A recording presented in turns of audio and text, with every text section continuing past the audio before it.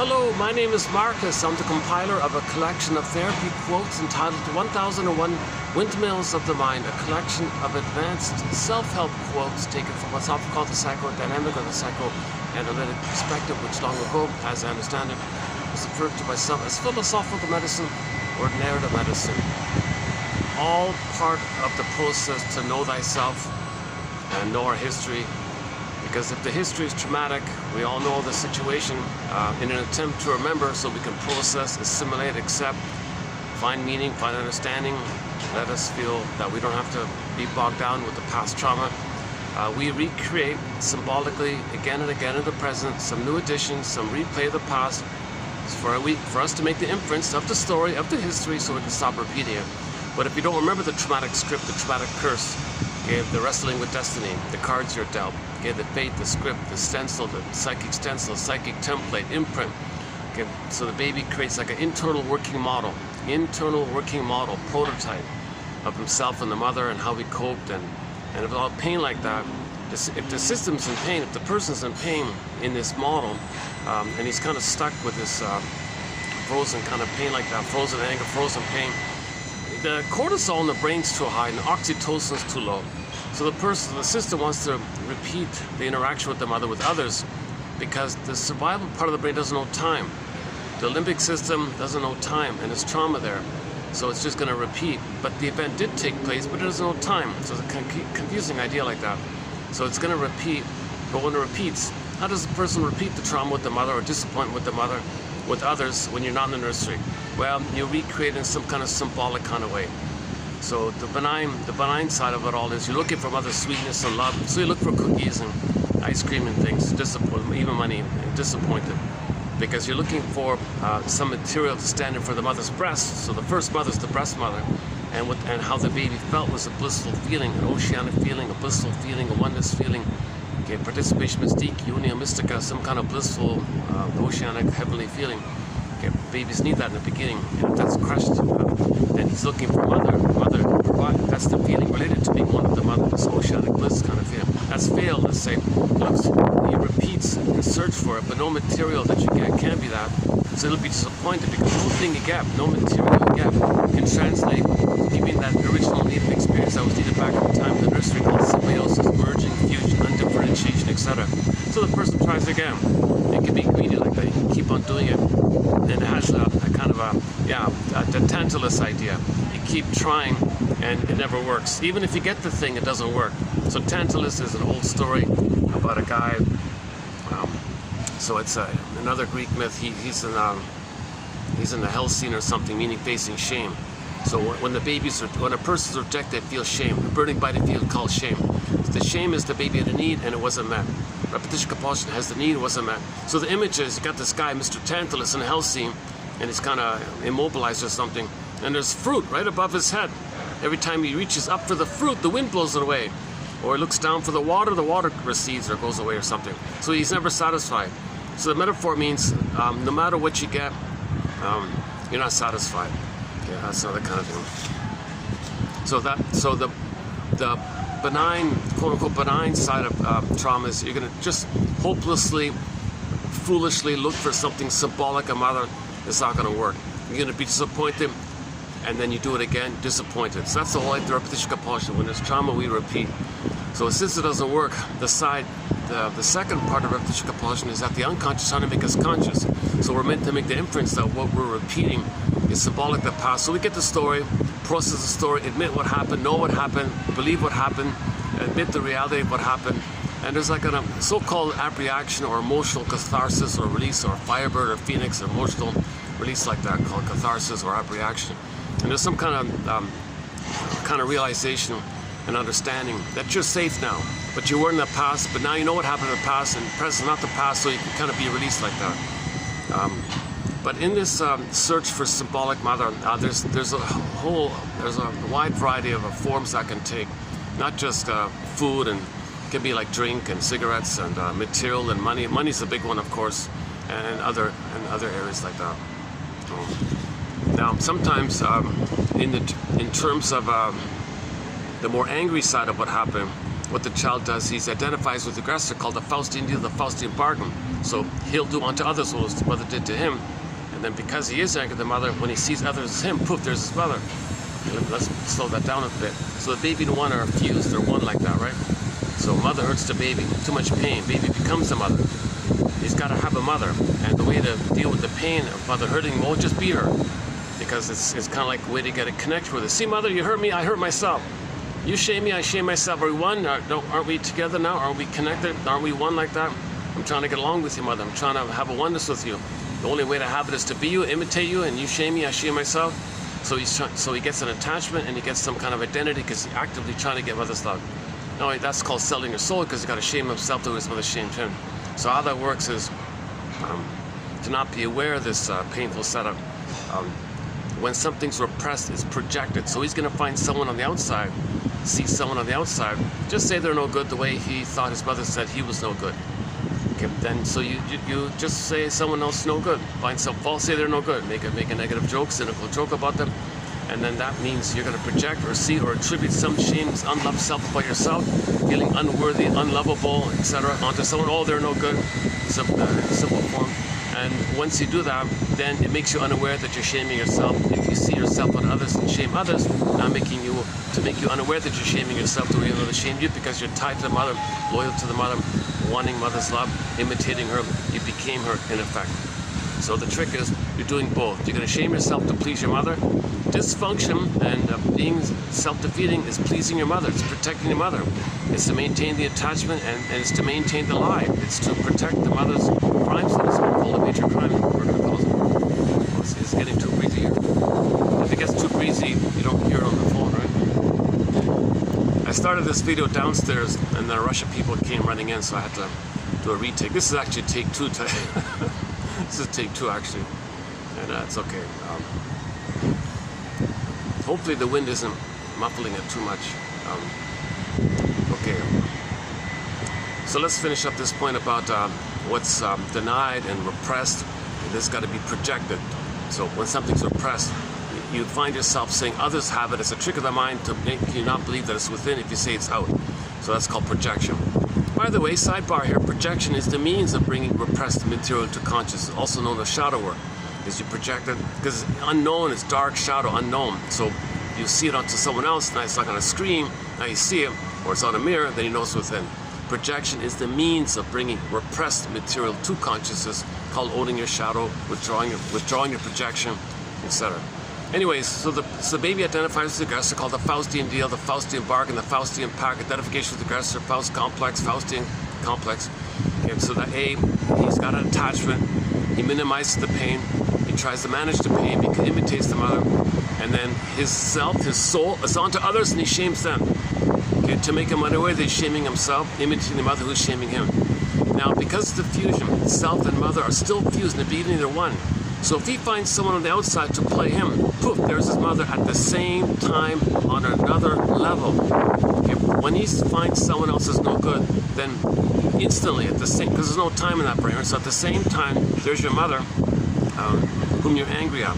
So now the actual anger you do feel with your mother, you direct at the other, the one you just shamed who played you. You suddenly think you're the mother, and then you hate the one who just played you.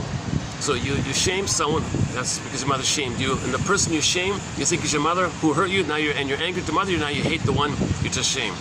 So long ago, the line was very traumatized people, shame people and mock them and then hate them. Kind of, that's the same similar idea. It's sad stuff like that. Very sad stuff. So these are called coping strategies of the mind, or mind games. These are maneuvers of the mind, operations of the mind. The baby's got to not know the pain the mother hurt him. Because what happened when the mother hurt him, called attachment trauma, relational trauma, interpersonal trauma, developmental trauma, weaning trauma, and so on down the list. Okay, what happened is the child's soul, his feeling of, one way or one version of the term soul is called embodiment, okay, or beingness, sense of embodiment, feeling real and alive in your body. So it's called embodiment or ensoulment, like that. So this feeling of being real and alive, it goes flat.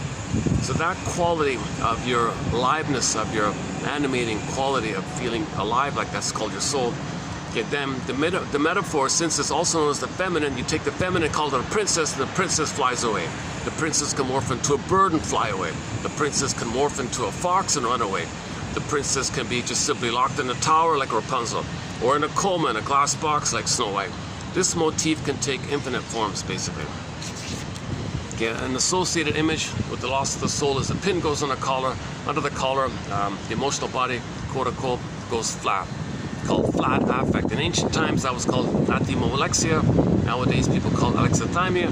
Sorry. So long ago, that was called athymolexia, no feelings for your words. Nowadays, people call it alexithymia, no words for your feelings. Similar idea.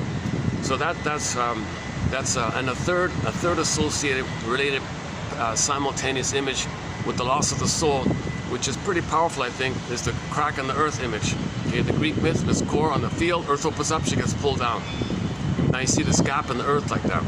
So number one, you see the crack in the earth. Now the soul can't stand there. This core got pulled down. So the soul, the symbol of your embodiment, got zooped away. Where did it go? This dark, unknown kind of place. That's behind your shadow, repression. So now you got the crack image like that. Metaphor meaning your soul can't be there. You can't feel embodied. Your embodiment is gone. It's, I mean, exile kind of thing. Okay. Now Emily Dickinson describes it as a pain so utter, swallows sepsis, something, the person goes in a swoon. Now the person's in a swoon. That's called the mercy of the endorphins to numb you from this.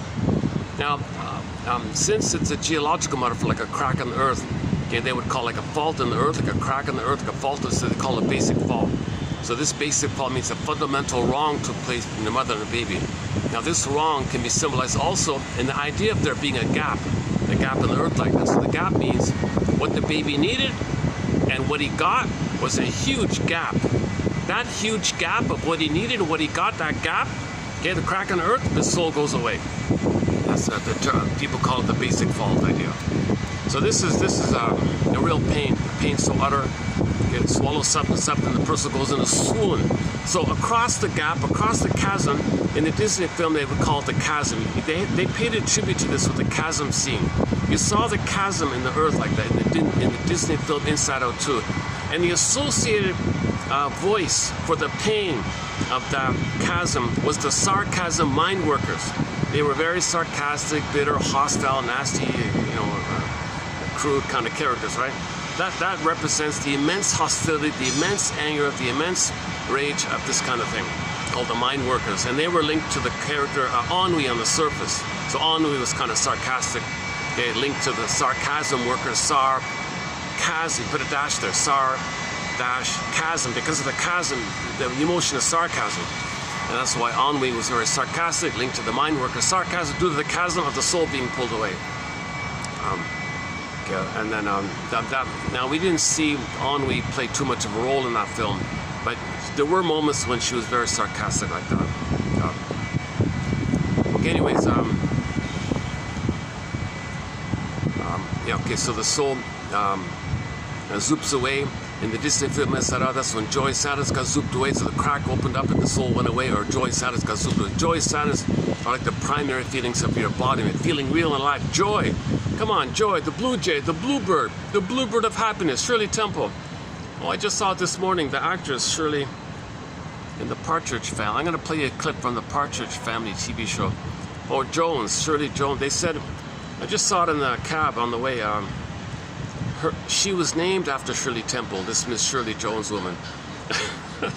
So Shirley Temple says, the bluebird of happiness is within. The bluebird, right? Symbol of the pleasant feeling of the serene, inexhaustible fullness of being. So your beingness, that joy runs the console, also the blue jay or the bluebird like that. So joy and sadness got zooped away, so the bluebird flew away. So you want to get it back kind of thing. You got to get your beingness back. The nature will heal you, but you got to cooperate with nature by getting out of your own way and not being afraid of healing. So you got to identify how you're afraid of healing.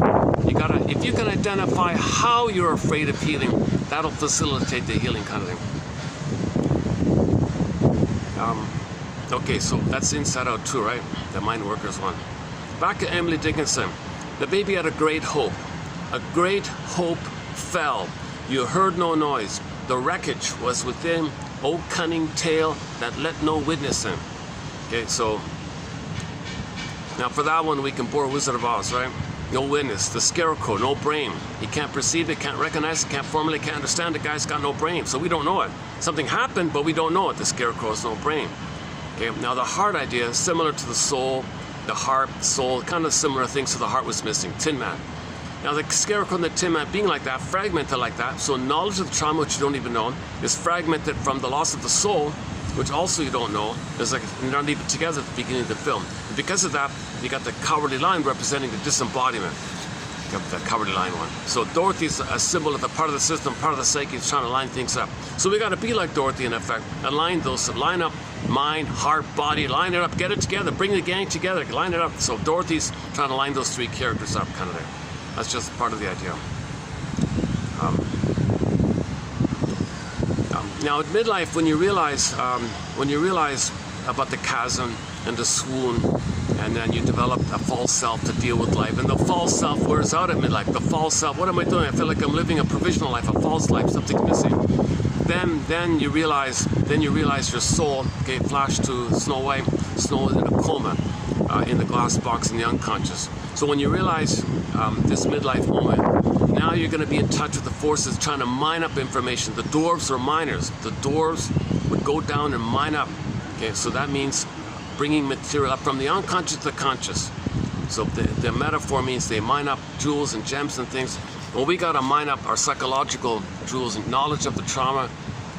Our life force is buried, what happened. So we're trying to mine up things. And the dwarves were trying to help Dorothy. So Dorothy was going to befriend the dwarves, and the dwarves would help them. So you need that kind of relationship between yourself and the innate forces of healing. The dwarves represent the innate forces of healing, like that. And then now there's okay, we can go on to the Snow White story as well. Part of the Snow White story, like the dwarves said, okay, the metaphor is, in many fairy tales, quote unquote, the good mother dies at birth, because the mother was good when the baby was in uterus, she was good, but at birth, poof, there's a wicked queen. Not separate people. The baby perceives the same woman as the good mother dying at birth, and then suddenly the mother's narcissistic because the connection's broken. She's angry. Baby's in the oral phase. Mother's in the oral phase. You think the fusion. Baby's angry. Mother's angry. Okay. Long story short, the baby sees the mother as like a Medusa or a Cyclops or any kind of devouring monster like that. A wicked queen. So the wicked queen means the mother has emotional dyslexia, emotional warping, she's immature, she's narcissistic, makes it all about her. She can't love the baby. She feels entitled to receive. The idea of giving love to the baby, no way. So she wants to crush the baby's knees. That's what that metaphor means. So you got the rough handling, okay, with the laces, and then the apple was the stress, the cortisol, the stress cortisol is toxic in the milk. Apple, red nipple, cortisol, put it together, apple. And then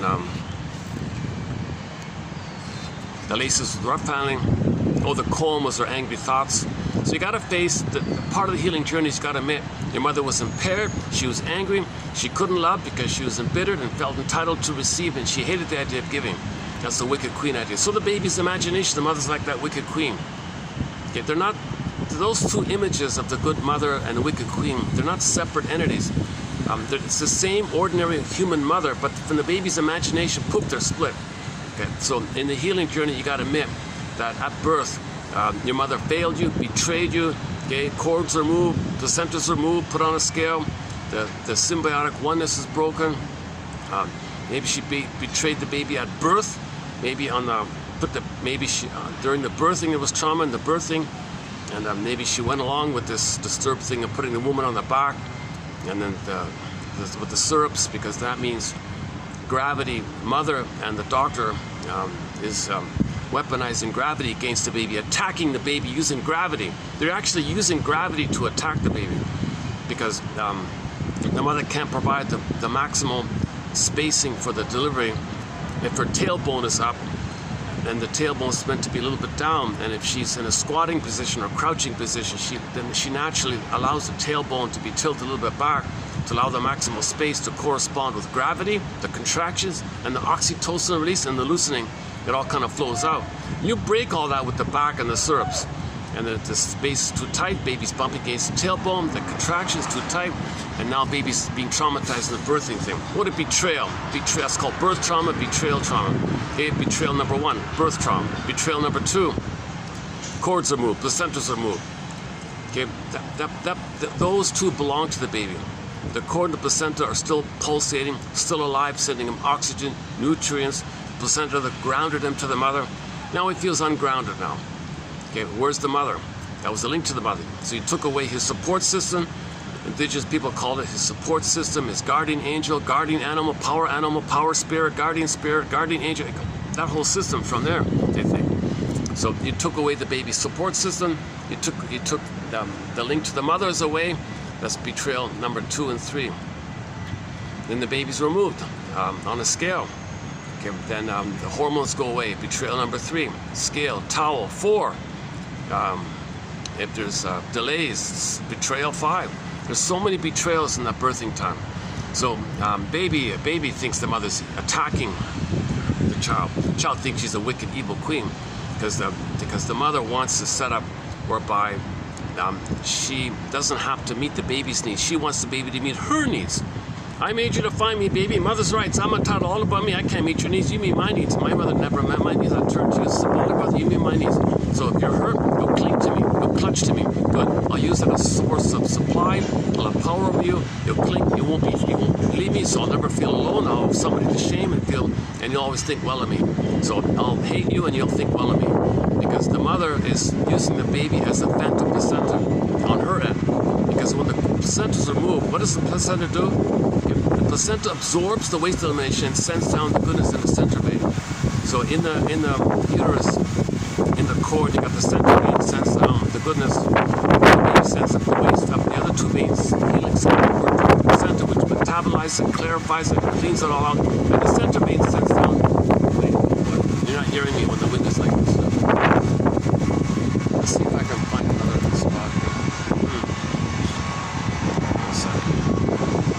Yeah, hang on. We're gonna play. We're gonna play a clip from the partridge family. Hang on a sec. Just found it this morning. I'll tell you why. Oh, here's something new. Oh, look at this. Oh, something new. This is. You know what this is? This is lavender. Ah, I got something new here. Oh, cool. Rosemary. All right. Oh, I love it. Thyme. Oh, there's thyme. All right. Parsley, we know. Oh, daisy. Daisy. Oh, that's great, eh? Red holy basil. All right. Hey, what about here? Oh, eggplant. Oh, that's great. They put a little like herb garden here. Yeah, maybe I'll come here. Oh, this is something new here. What's this one?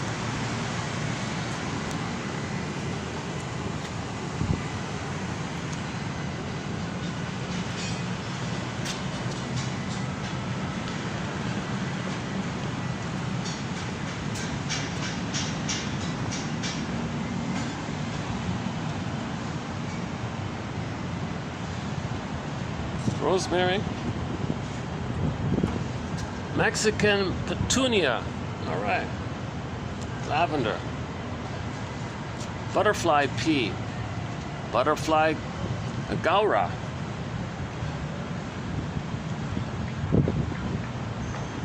Ixora.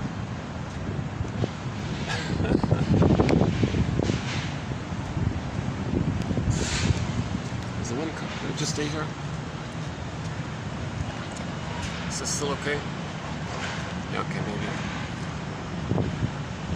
Okay, so we discussed numerous myths and fairy tales, how they're metaphors for psychological trauma. To make us aware of the psychological trauma, to help us know our story, you got to be aware of it, know it.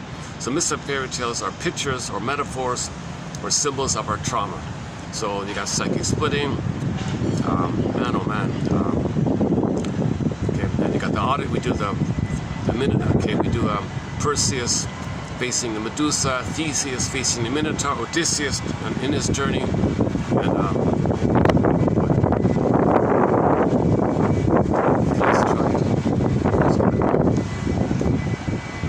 problem is I can't use that side over there.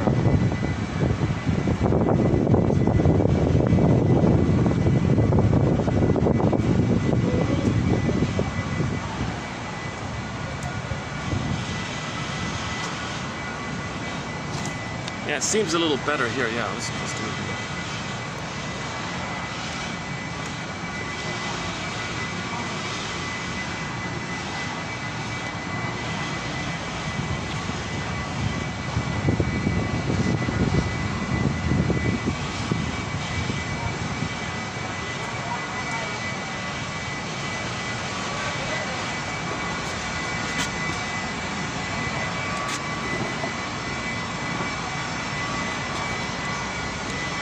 Oh geez, you're not allowed to touch the guard came running out when I touched the yeah, I shouldn't have touched that. What was I thinking? Yeah, I shouldn't touch the flowers here. Okay. My manager might be coming down here to give me a stern warning or something. I don't know. They're very particular here. My goodness, they're very strict about a lot of things here. Very nice hotel, no doubt about it. Excellent hotel, but they're very mindful of the details, it seems. So they put up with me. That's great. Okay, where are we here? Are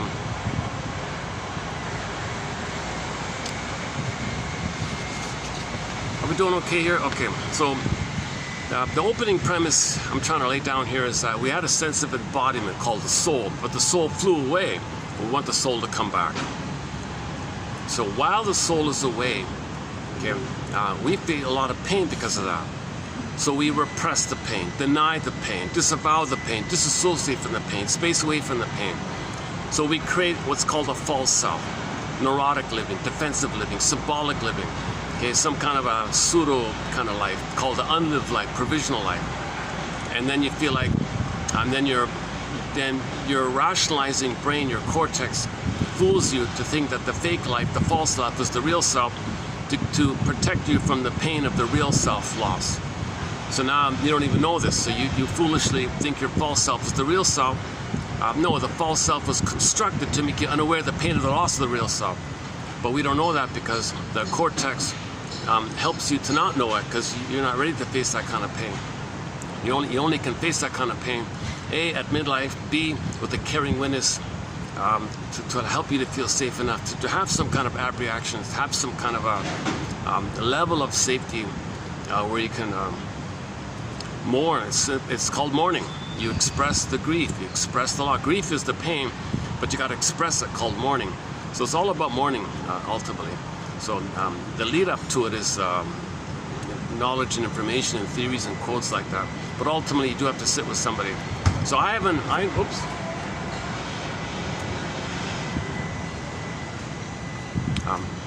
Oh, the cook.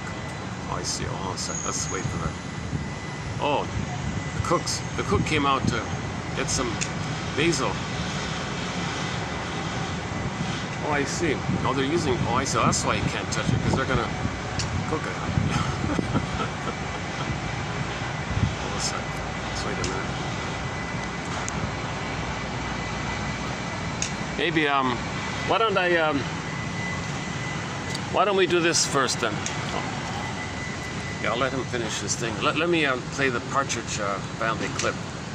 The reason I'm keen on this clip here is because he mentions the Gaslight film. They did a tribute to the Gaslight film. So we all know the word gaslighting, right? This psychopath murdered so he was a cruel, violent criminal. He murdered a woman to try to get her money. Was locked in the house, kind of thing, and he couldn't find it. Was hidden. Meanwhile, the daughter appears. So, oh my God, how does he get access to the house? So he's a Casanova at the same time. He's both a psychopath and a Casanova, an aggressive. He's like Casanova. I just learned that another thing I learned this morning. Casanova is a way more aggressive version of Don Juan. You think Don Juan is bad? He's nothing compared to Casanova. My God, I didn't realize this. So this Casanova psychopath wanted the hidden jewels in the house, in the attic and all that, right? I haven't seen, I don't remember this film, so maybe I'm getting parts of it wrong, but So you got this criminal murder this woman and try to find the jewels, and suddenly the daughter appears and she takes over from the house. Who the hell are you? I can't find the jewels. What's this? What's going on here? I'm the daughter. My mother died here. Someone murdered my mother. I'm the daughter. I'm gonna live here. Oh my God. So you have to escape or something. So he's still one of those jewels or something. So being the Casanova, he courted her, married her, and he think now he can't get rid of her, so he devised this scheme where he'll declare her insane, make her nuts, make her go bananas, literally, right? So he would mess with her mind by denying her reality. So he would do things, she would comment on it. I don't know what you're talking about. I don't get it. In the attic, they had those gas lights. Before electricity, they'd use gas. So he would alter the gas and the lights would flicker. Oh, I noticed the lights in the attic are flickering because he was up there looking for the money. I don't know what you're talking about. No, that's fine. I don't see anything. He would move things. What happened? It was here. No, it wasn't. Now, this was there. That's gone. No, what are you talking about? I don't get him. And he would constantly do things, and she'd comment on it, and he'd always deny. I think you're going nuts, darling. I think you're going crazy. No, I'm not. I think it was there. I'm sorry, but I think you're going nuts. You're seeing things. You're making them. And this went on and on and on and on. And his strategy was to have her declared nuts. So he got his buddy, the shrink or something. Oh, she's nuts. Takes her away in a straitjacket, and he takes her. What a psychopath, right? So the process of the film was very sick, sad, really, really cold. He truly was a psychopath, that guy, right? Man, oh man, I feel sad about that kind of movie. My goodness, it's kind of sad, such kind of things. And the poor woman he married doesn't even know that his husband murdered his mother, and he's trying to declare her insane to take over the house and all this. Man, oh man. So anyways, the most of the film is about this process of him trying to make her not believe her reality. So when she believed something, it was true, he convinced her, no, you're seeing things is not true. And if you do it again and again and again and again and again and again for all that time, it may work. Power of suggestion. He's a Casanova. She trusts him. She believes him. She thinks he loves him. She's naive like that. So anyways, the term gaslighting comes from this film, 1940-something film, old film, right? Anyways, I didn't know this, but the Partridge Family comedy, a feel-good family kind of comedy film, musical kind of show, nice, wholesome kind of family show. They did a tribute to this, and in a manner of speaking, they were doing things to the main guy, Keith, the singer, Sean Cassidy, the Keith guy. So they were doing these little things just to raise money to buy a gift for the mother or something. So he's a celebrity. The girls wanted to buy his personal items, so the brothers would take little things from him, his toothbrush, and they would sell it to the ladies. Oh, that's his toothbrush, and they'd go excited. They'll be all excited because he's a star like that. So he thinks they're missing. Where's my toothbrush? What are you talking about? I just had it here. No, you didn't. And this went on throughout throughout the episode. They even cut his hair when he was sleeping. Hey, my hair's missing here. What happened here? Oh, don't worry about nothing. Oh, seriously, something happened here. You're gonna tell me I lost my hair? It was going on like this. He was starting to lose his mind. He was starting to go crazy. And the conclusion was, I felt like, at the end of it all, the conclusion was, man, oh man, I felt like I was in the middle of the film Gaslight. I was going bananas here. So why don't we play the clip here? So I'm just playing it for the phrase gaslighter. So this aggressive. Oh yeah, okay. So this aggressive tactic by the Casanova. You see, the imprint on his end. He has no hope to be one with the mother. He only hates the mother. So he's against women and everything. He'll take money, but he won't have any. The only idea in his brain is hate towards women. He was a womanizer, a woman hater like that. So he's very aggressive like that. So that's the extreme kick. And one guy, we have a quote about that. He said that that kind of thing can take place when the mother doesn't hold the baby boy, doesn't soothe the baby boy, puts him away. You gotta be a man, you gotta be tough, okay? I'm not gonna hold you. The daughter, oh fine, I'll hold the daughter, I'll nurse the daughter, I'll be nice to the daughter will be close to me. You're a little boy, get out of here. The mother says, you gotta be a man, you gotta be tough like that. So this aggressive expulsion by the mother onto the baby boy, thinking she's gonna make a man, you gotta be a man. Okay, femininity, sensitivity is for wimps. Taboo of tenderness. I don't hold you or touch you. So he's going to be a woman hater by this. Of course, he's going to hate his mother. He's going to hate all women. All women will stand for a mother, and he hates all women because what the mother did. The mother thinks that he's got to toughen him up or something, turn him into an aggressive proxy for her, I guess. I don't know. Either culturally she thinks it, or somehow. I don't know why a mother would do such a thing. She thinks boys can't be. She's doing it prematurely, like she's doing it way too early. All children will naturally wean themselves off the mother. It'll be a natural process if the mother has a sense of attunement. But many mothers say they engulf the little girl, so she gets too much mother, and he gets no mother or not enough mother. Kind of. So in that version, when he gets like next to nothing with the mother, he could become in that Casanova area. So a womanizer, hates women, all that. So that guy in that film was kind of like that. And this quote coming up, by the way, he makes an interesting kind of distinction between Don Juan and Casanova, which I didn't know before. That Don Juan, he's kind of like the woman in a way, like, meaning, so Don Juan and Casanova are both psychopathic kind of characters, right? But in the area with women specifically, in the area of women, Don Juan looks for oneness and bliss and merging and fusion. He wants to still surrender himself and be in a blissful state with the perfect mother. He's still looking for the perfect breast. So he's going around looking for a woman, looking for the fusion, not going to work.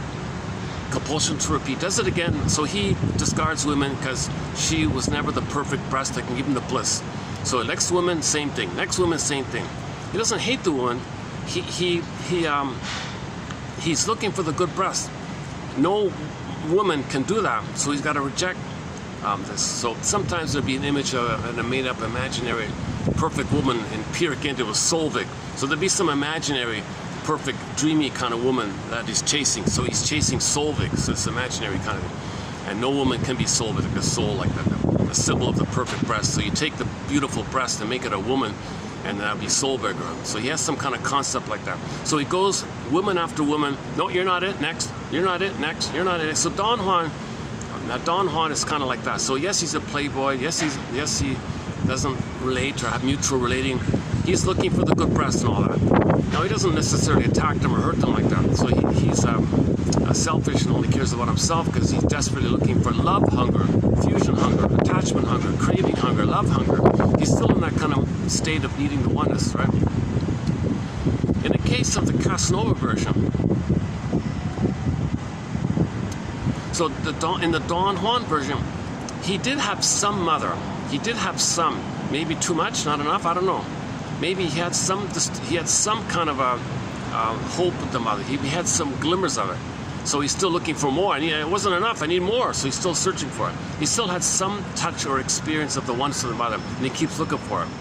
It didn't finish its result. It didn't complete its timing. So he's still scooping around looking for it. So he calls that Sisyphus or Tantalus. He's still doing this kind of thing.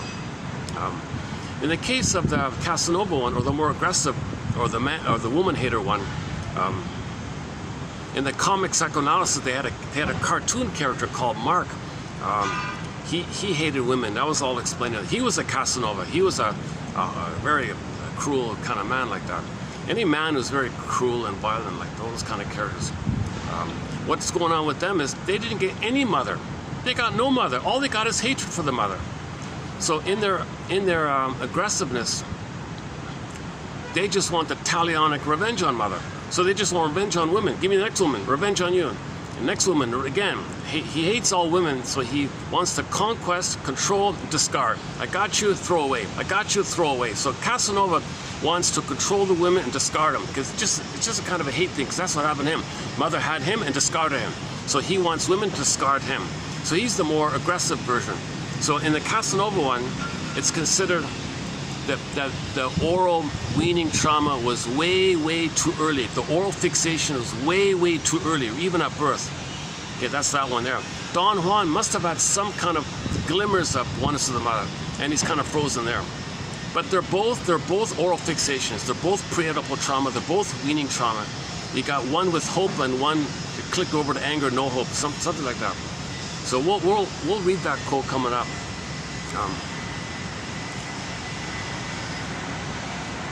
Because in the last video at the park, I posted some preview quotes on this term oral fixation, and in the context of the addict. So if somebody does have an oral fixation, you see, there's like an urgency for the breast.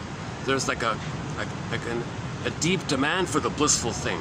The baby didn't get the blissful thing. So there's a link between oral fixation and the use of addictive substance. I'm not a doctor, disclaimer times 1,000. I'm not a medical doctor, not a chemist, I'm not a biologist, oh, that guy, that quote I was referring to, he calls himself a criminologist. I'm not a criminologist. I'm not a forensic psychiatrist.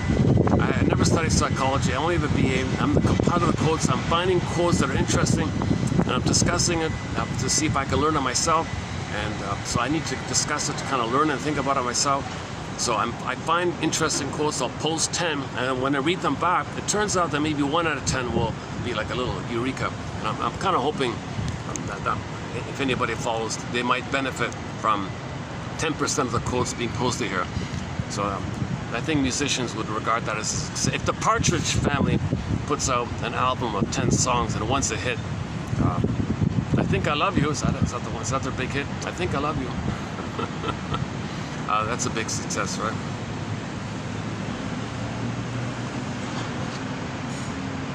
Okay, if you go to the last video, you'll get a discussion for almost an hour.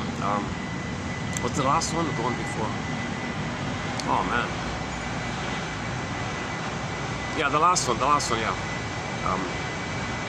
I did a preview on a bunch of quotes on the oral fixation topic.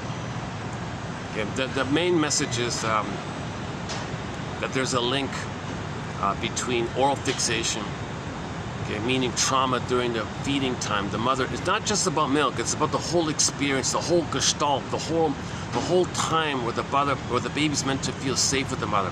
Her reverie, her sweetness, her affection, her tenderness, and all that kind of experience. If there's a hurt there, then that's going to lead to addictions, because he's got a pain there. He never got the breast, so you look for things to trick your brain to release fantasies that in the uterus you were one with the mother. So that's a deep kind of stimulation on the brain to trigger those ancient fantasies to blip up the time. So saying when you get the fantasies of bliss of the mother, you feel better that way. So people might become addicts like that. So the link between oral trauma, oral fixation trauma, and addictive kind of things. Now this is not a topic in our collection. I don't cover that kind of area. The most we do is emotional eating, a little bit about cigarettes, a little bit about alcohol, but we don't cover the more harder kind of things. Yesterday was the first quote we had on the harder kind of thing. So we did a bunch of quotes on oral fixation, and I'll continue in this video as well on it. So it's some heavy stuff. Yeah, it sounds like heavy stuff. Yeah, I didn't mean it to get so heavy here. Jesus Christ, how did that happen? Oh, that film, the Gaslight film. He makes a light reference to it. I feel like I'm in the movie Gaslight. It's driving me crazy, you guys. He says it in just a friendly way, but when I think about the film, you're talking about the Gaslight film? Seriously? Oh my God. That's a horror. It's a horror film. It's basically a kind of a terror kind of film. It's a scary film kind of. It's just to think that a man could do that to a woman. Someone could do that to a woman. So, back to that criminologist guy. He has an interesting quote. He says that men are more like the Casanova area, but women might be more like the Don Juan kind of area. Like if David Cassidy in the Partridge Family, if he were like a playboy type, he'd be more like a Don Juan type, right? He wouldn't be hurtful towards others. But he might be promiscuous, he might be a playboy like that, but he wouldn't love anyone, he wouldn't marry anyone or something like that. So this David Cassidy actor might be in that more because he had a close connection to the mother, but there was no father around. And sure enough, in that show, there is no father, so that kind of highlights it as well, right? Whereas in the Casanova, there's kind of the mother rejected the boy, and then the boy was compelled into the world of boys and men, so he's familiar in that kind of area, but there was no mother. So in the masculine, quote-unquote toxic masculine, he used that anger in service of his anger towards his mother, not giving him his basic needs. And then his slogan is taboo and tenderness, taboo and weakness, taboo and sensitive, taboo and feelings. He hates all that stuff. So he repeats the kind of. He identifies as aggressive. Okay, let me see if I can clarify that point. Okay, let's lighten things up here a little bit. Okay, it's a nice little show. I think I saw a couple episodes as a kid. I don't remember it much, really. And this morning I saw a clip on it, an episode about it. Somebody posted it recently. It showed up on my one of those things there. I posted a quote from the Gidget show, so maybe it came from there.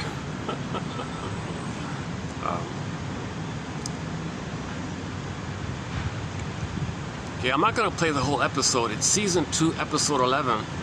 But what I'll do is maybe I'll play the song.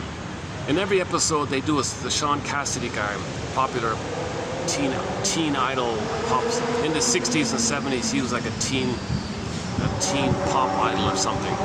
A nice guy, really friendly, nice kind of guy, very likable, nice guy like that. I can see why he's so popular, handsome guy and all that. I play simple, wholesome kind of songs, just simple, I love you songs like that. So in every episode of the Partridge Family, they do one song of him singing something.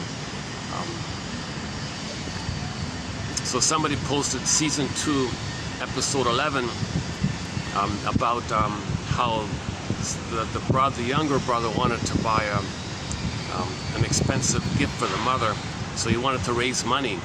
So knowing that his older brother's a celebrity, he would steal things from him and sell it to the girls to raise money. He got busted on it, kind of thing. So anyways, at the end there's a song. So let's play that song here.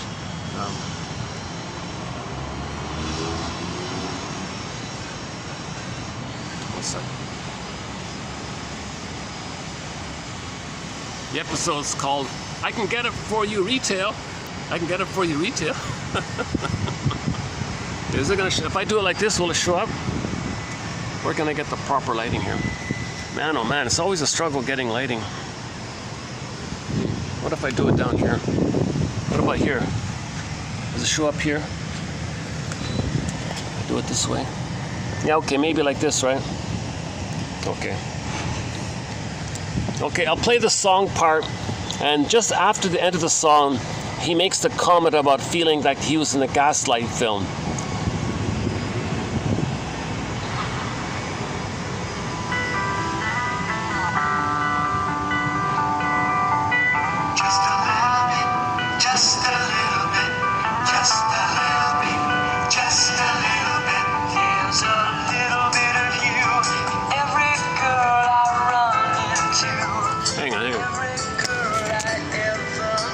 Wait a second. Let me fix the lighting on it. Hold on a second.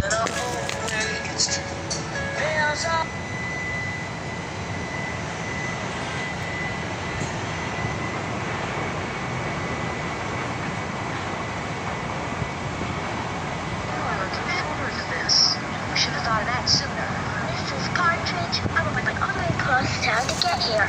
Could you let Daisy just one more thing?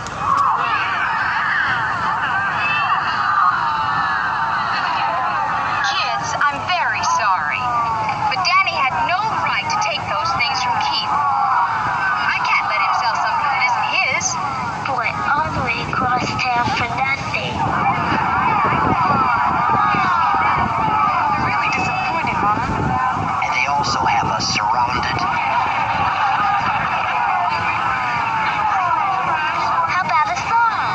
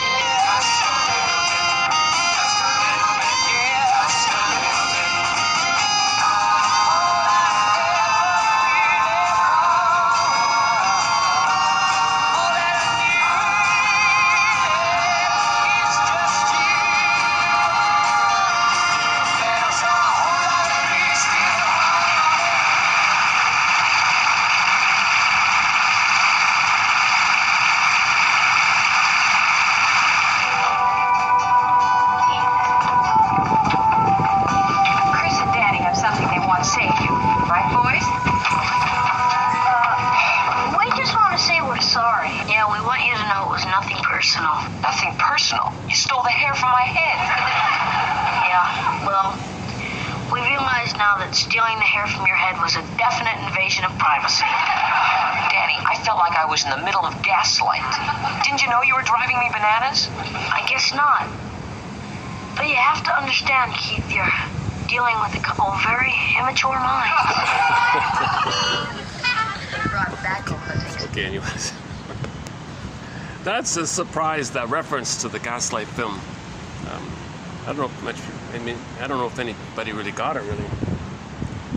I was like, oh boy, hang on. I was lighting here. I can hardly see can you see me? I can hardly see myself. Okay, let's keep going here. Okay, if you didn't see the musical part, I tried to play a clip from the Partridge Family, season 2, episode 11, the song called A Little Bit of Me or something. Nice little song, actually. Yeah. So gaslighting is manipulation. It's aggressive. It's very aggressive. It's psychological manipulation. Now, typically, Mr. What's his name? Shoham or something.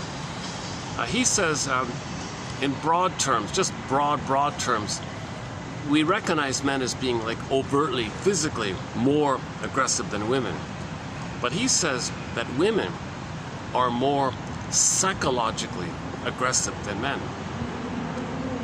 So pause on that for a second. So he says that daughters get to hang out with the mother. Right? Daughters are allowed to hang out with the mother.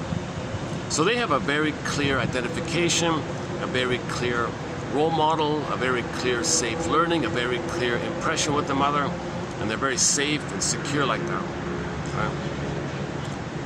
But they're limited in leaving the mother. They're limited in leaving the mother. So they got the strength of being the mother, but they're angry because they couldn't leave her. So in effect, they're going to be passive aggressive. So psychologically aggressive is synonymous, I think, with passive aggressive. So women tend to be more passive aggressive than men. In other words, okay, whereas the boy tends to be ejected earlier. So he's going to be more overly aggressive, kind of. Now, okay, so now if it's two, let's say there's two daughters involved. One daughter might be closer, one daughter might be ejected. The daughter that's ejected, she might be the more overtly aggressive, and the one who's too close to them might become passive aggressive or psychologically aggressive, he calls it. If it's two boys, and one boy's close, he might become passive aggressive. Or in his model, the Don Juan, and the boy who's rejected by the mother, he might become more overly aggressive. That's the Casanova one, or a lot of toxic masculine and womanizer ones like that. So that's his basic model like that. Oral fixation, where you have some mother, but you never got the support to connect with the father, so you're kind of mother fixated, oral fixated with the mother like that. So your aggression is going to be psychological or passive or covert or hidden, right? Versus the latter one. The latter one got no mother, so they're just overly angry. It could be male or female, like that. And some people can do both. It's not a complete either or. There might be some overlap and blending. Some people can do both. Some people can be passive aggressive and then be overly aggressive. You know, some people can do both like that. So that Gaslight film, he's definitely both. He was doing both. The mother who's overly violent, and then he was covertly violent with the daughter like that. So that guy was clearly both of that one there. So gaslighting, we would, in general, we might include it in the category of what he says, psychological aggression or passive aggressiveness. So passive aggressiveness means the mother, although the child might be close to the mother doesn't tolerate anger. You don't show anger to me. But what if the baby is angry? How does he get his anger out? Well, it goes into the body. He gets sick. Now, if the baby gets sick, he got his anger out. How can the mother punish a child for getting sick? So the child says, aha, I found a very hidden way to get my anger out, he got sick. So mother, he got away with it, so to speak. So that's the imprint, that's the flash frozen learning. In life, he won't openly show anger. He's trained to be polite on the surface. But if he is angry, he's got to do it whereby he wants to make others sick. So the way he makes others angry or sick, okay? So his anger, originally as a baby, the anger went in, he got sick. Okay, with others will be like an extension of him. And the prototype was his anger went to his body, he got sick. Now with others are his body in effect, and he wants to make others sick. So how he does it is not by doing anything, but subtle little things, hidden little things. Get procrastination, deliberate inefficiency. You know, you say you follow through, you don't follow through. Excuse after excuse. Just dawdling, deliberate sins of omission. Don't give people the correct information, or deliberately omit important information, and make people wait unnecessarily, or just keep canceling and make people frustrated, and finally other people get angry. So that's the replay that the baby, when he got angry, he got sick, and the body, he got angry like that. So others get angry. Others are like a replay of the anger within like that. So gaslighting would be one of them. Gaslighting would be a passive-aggressive technique. Okay, so I don't know what you're talking about. I don't believe you. You put the lamp there. I never saw any lamp there. There was no lamp there. You think it was a lamp there? Is something wrong with you? Okay, so the target of the passive-aggressive person, when they try to tell the truth, okay, the aggressor, the passive-aggressive person, tables turn. You're too sensitive. What's wrong with you? Are you ill? Are you sick or something? What's wrong with you? He tries to make him crazy. And what he said, he goes bananas. If you watch the episode, he was going bananas a little bit, right? They were nobody believed him. So that Keith guy, the singer guy, hey, this is missing, and that's missing, and that's not there anymore. And what happened to that? Where's my pen? Where's that? Where's that? Everyone just said, oh, what's wrong with you? Something wrong with you? No one believed him. Well, such a little thing. You're so sensitive. So they were doing it to him a little bit, right? The whole family was doing it. He was going bananas, right? The highlight was when his hair was missing. So are you going to say that my hair is that I'm imagining that my hair's not there? You can see the hair is missing by him. Oh, it's nothing. It'll grow back. What are you worried about? What's wrong with you? So they're doing the passive-aggressive thing, saying that there's something wrong with him. So he's the victim. When he talked about it, they'd say something wrong with you. Tables turn. So passive-aggressive people are experts at making you angry, and when you do show anger, they attack you and say, what's wrong with you? You're too sensitive, and your fault. And the passive-aggressive people, in broad general terms, passive-aggressive people don't know that they're angry, but they love the power of making other people angry, because that's the continuity of the anger going, that when they feel anger, it's got to go in on the body. Okay, now, if another person's around them, that's going to be their body, and they're going to make that body, that other person in front of them, angry. Like that. See, they're doing the same imprint. That's a coping strategy. That's the only way the person knows how to get their anger out. Right? It's passive, covert, oblique. Make others be you and make them angry. And then if they say something, you insult them, they make them more angry. Now, how can you say something? Why are you lying to me? You're lying to me. And you make them more angry. That's what they want. They want to get their anger out by these psychological techniques. So women can be more aggressively, psychologically aggressive than men like that. Because men are considered it's okay for men to shout or something, but women have to be polite and demure and all that. So their anger is covertly like making others angry. So women are masters at making men angry, right? Put it that way. So we did a whole topic on passive aggression a couple of months ago. So get the book called The Angry Smile, about sugar-coated hostility, the nice soft pillow with the thorns in it, the tar baby story, and so much more. A lot of good material about the passive-aggressive phenomena. But I think the highlight of that, the highlight for me was this idea that the mother said to the child, anger is hideous. You cannot show anger at me. Who do you think you are showing anger to me? I made you. my house, my rules, you are not allowed to show anger at me. Anger is hideous. Children don't show anger. You cannot show anger. So a mother terrorized the child for showing anger. So where does the baby's anger go? Okay, it rebounds in on his body. He gets sick. Now, if the baby gets sick, now some mothers might say, you got sick just to spite me, didn't you? Some mothers actually even cross that line, but most mothers, draw a line there. So the child found a way to get the anger up by getting sick. So the continuation, the timeless, infinite pattern is people around them, they want to make them angry and get sick. So making others angry is the equivalent of them getting sick in the childhood time, put it that way. And gaslighting is one of the many techniques.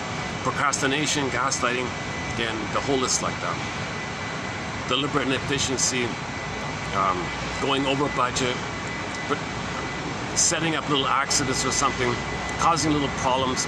But when a passive-aggressive person does these little things, it's always in a drip-by-drip manner. You cannot call them out on it. Every little dig is designed by them, whereby if you were to call it out, tables turn, what's wrong with you? You're so sensitive. So that's how the crazy making idea. So they make people, like he said, he was going bananas, right? Can we just play that one line? Did we get it again? Let's just play that one comment, that one sentence there.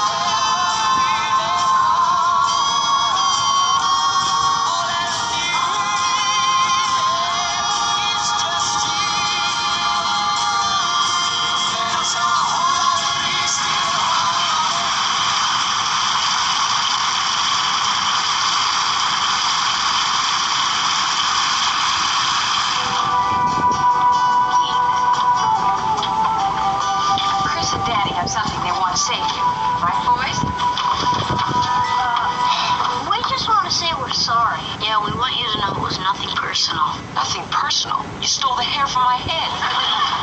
Yeah, well, we realize now that stealing the hair from your head was a definite invasion of privacy. Danny, I felt like I was in the middle of gaslight. Didn't you know you were driving me bananas? I guess not. Then he said, I guess not. That's a passive-aggressive thing. See, passive-aggressive people don't realize consciously that they're doing things to make others angry. They're not conscious of it, but they love the power of doing so. They need and love and desire unconsciously that power. There's an unconscious desire for this, an unconscious delight in this to get their anger. It's a relief for them. It's a relief to make others angry. They feel relief like that. Another point by that Sholem, what's his name? Sholem guy, Solomon, I forgot his name. He said, if you have a woman who's psychologically aggressive, right? She might be like a petite little woman or something, but she's psychologically aggressive.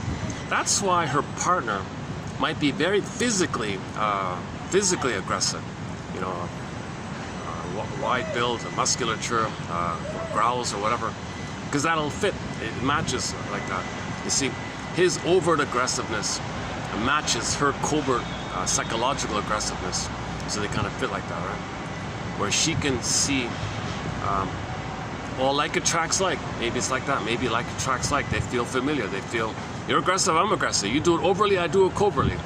But it's a similar idea. So if you're confused why a polite, soft, demure little girl likes the bodybuilder who's aggressive type, that's his theory about that. Should we read that quote?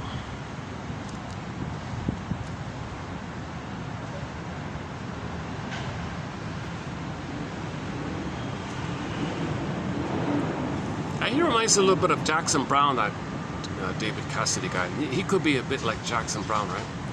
A sandy-haired, kind of handsome kind of guy like that.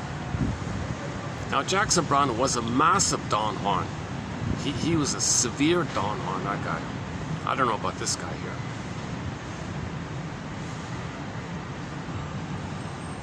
But again, the difference between the two types of let's just say soft playboy and hard playboy. I don't know how to say it. The Don Juan playboy, okay, or the Don Juan.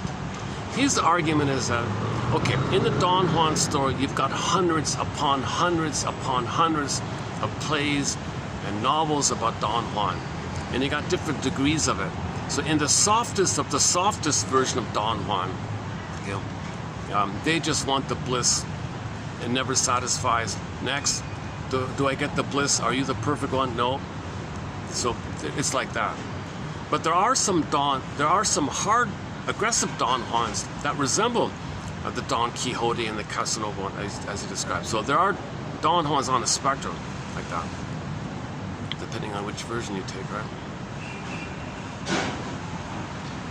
So the parallel of the difference between the soft Don Juan and the aggressive Casanova, let's put it that way, it parallels the idea just in general that mothers, if they give some love to the baby, that's once on one end.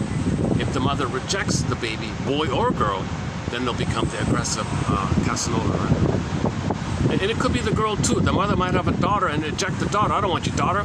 That daughter might become overtly aggressive, shouts and cruel and psychopathic like that, aggressive like that. But usually the mother and the daughter are close, and that daughter will become more in. So yeah, okay, let's try that. So if there's a playgirl, you might have a parallel with the playgirls. You might have like the soft playgirl who wants fusion, but no man can be the good breast, so she just skips along like that. But she doesn't attack them or something. She just rejects them, like Don Juan. So there could be a female Don Juan called Donna Juana. So you got the Donna Juanas. Now the aggressive female would be the femme fatale. The femme fatale hates men. Okay, hates mother. Transfer onto men. Men means mother for them, so they hate men because men can't be the mother, and they hate the mother. Transfer mother onto men, so they hate the men. So the femme fatale is kind of like the aggressive Casanova. So the femme fatale is doesn't have any hope. They just want talionic revenge on the mother again and again and again. So any man who falls for that kind of female femme fatale aggressive Casanova, he's doomed. She's just like a man-eater, like a Venus flytrap or something. She's just aggressive. Her only agenda is to get some stress relief. I got back at you, mother. I got back at you, mother. I'm fighting back with you. So every time these women reject the men, I hate you, mother. I hate you, mother. I hate you, mother. So they bring in all the men. Give me another man. I hate you, mother. Bring another man. I hate you, mother. So that they're just stuck like that.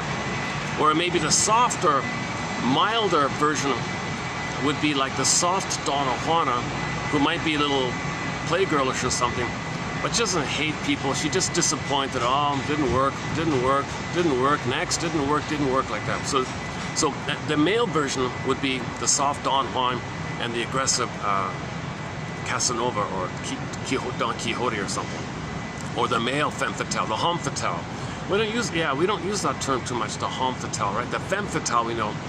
But the Casanova would be like the homme fatale. Like the film Gaslight, he was a homme fatale, right? Definitely, right?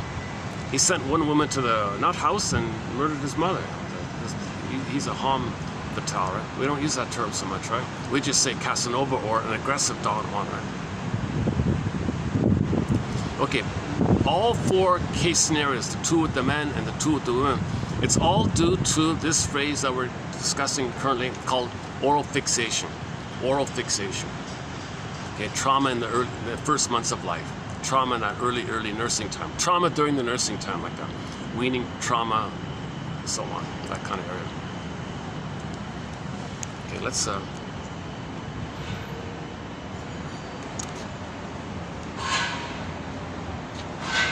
okay, let's take up the close.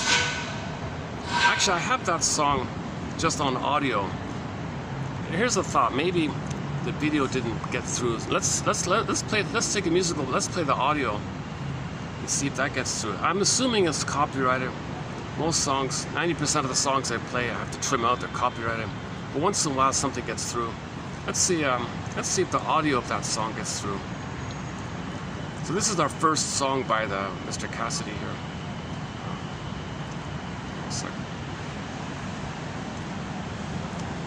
Okay, let's take a 3-minute break here and play the audio only of what's it called? Oh, here it is. Every little bit of you. Yeah, every little bit of you. The of is spelled with O apostrophe. Okay, I'll see you in 3 minutes.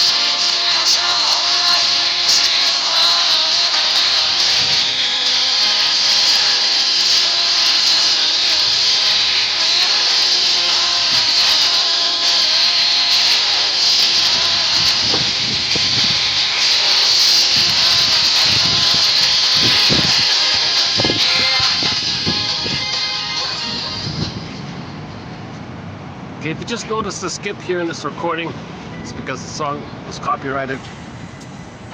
I tried to play a song called Every Little Bit of You by the Partridge. So I'm getting all kinds of songs, all genres, all classic rock songs from around the world. Let's do that one here about yeah, okay, mothers. So here's a preview of an upcoming quote, 3092 here. I just found it this morning here, quickly. I'm surprised this isn't a better known book. It's called, what's it called again? The Bait, something the Bait or something. Something with the bait in it. Mother, love bait, I forgot. Something bait. Mothers. So this is like in the 80s or 70s or something. But I did a quick check, and there's like no reviews for it. It's hardly known or something. But it seems like it might be quite informative here. This author likes to, he does what a lot of authors do, create new terms, embed new terms, and you're confused. Why not use the regular terms that we know already? Why do you gotta make us pause and, oh, you mean that? Oh, okay, Jesus, why don't you just use the regular term? So he does the same kind of thing. Mothers tend to maintain greater physical proximity. Oh, okay, he's quoting some study. Somebody did a research study. They call them the baby watchers or something.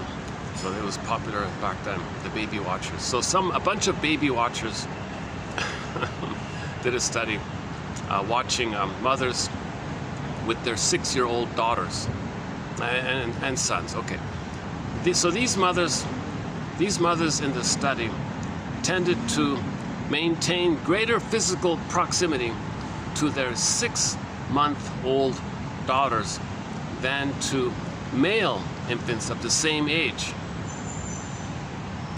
Quote, this differential treatment of female and male infants by their mother as related to their staying close for the girls or moving off out there more for the boys seems to be fostered very early.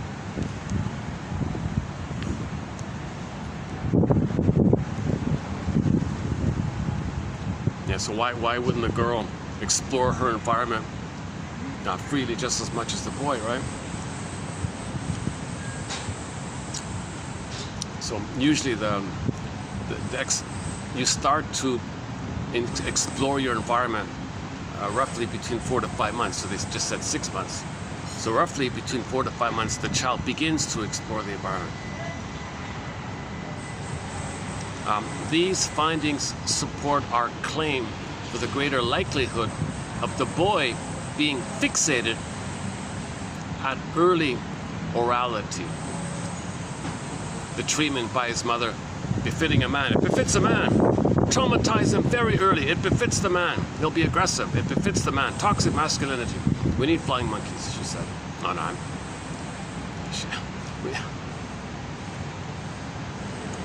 This tradition for the past 8,000 years, or 5,000, or 6, 7, 8, 9, 10,000 years,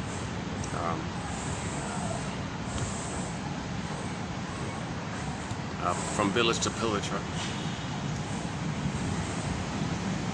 So that's another betrayal, right? This raises the probabilities of an early traumatizing fixation of the boy at early orality. So if the mother encourages the boy, no, don't feed. I don't want to spoil you. Weaning trauma, premature weaning. Don't nurse. Go away. Eat some junk food. Eat some cereal, whatever. So this is he'll have more of an oral fixation there. So that'll be the aggressive one. Those ones there. Those ones. The girl on the other hand has a closer and smoother dyadic relationship with her mother during this time. The daughter also has a close model to identify with. The chances of her being traumatized and fixated at early orality are therefore much lower. Conversely, her chances of being traumatized at later orality are much higher because the transition from closer proximity to identification with the mother, because the transition from closer proximity and identification with the mother to connecting outside of her is going to be harder and hence more traumatizing than what the baby went through. The baby's gotten used to the outer world, but he never had any love foundation. So he got used to being angry. I don't know, got used to being hostile, the hostile mind. Kind of set like that. Toxic masculinity, they call it, right? For the boy and for the girl. The greater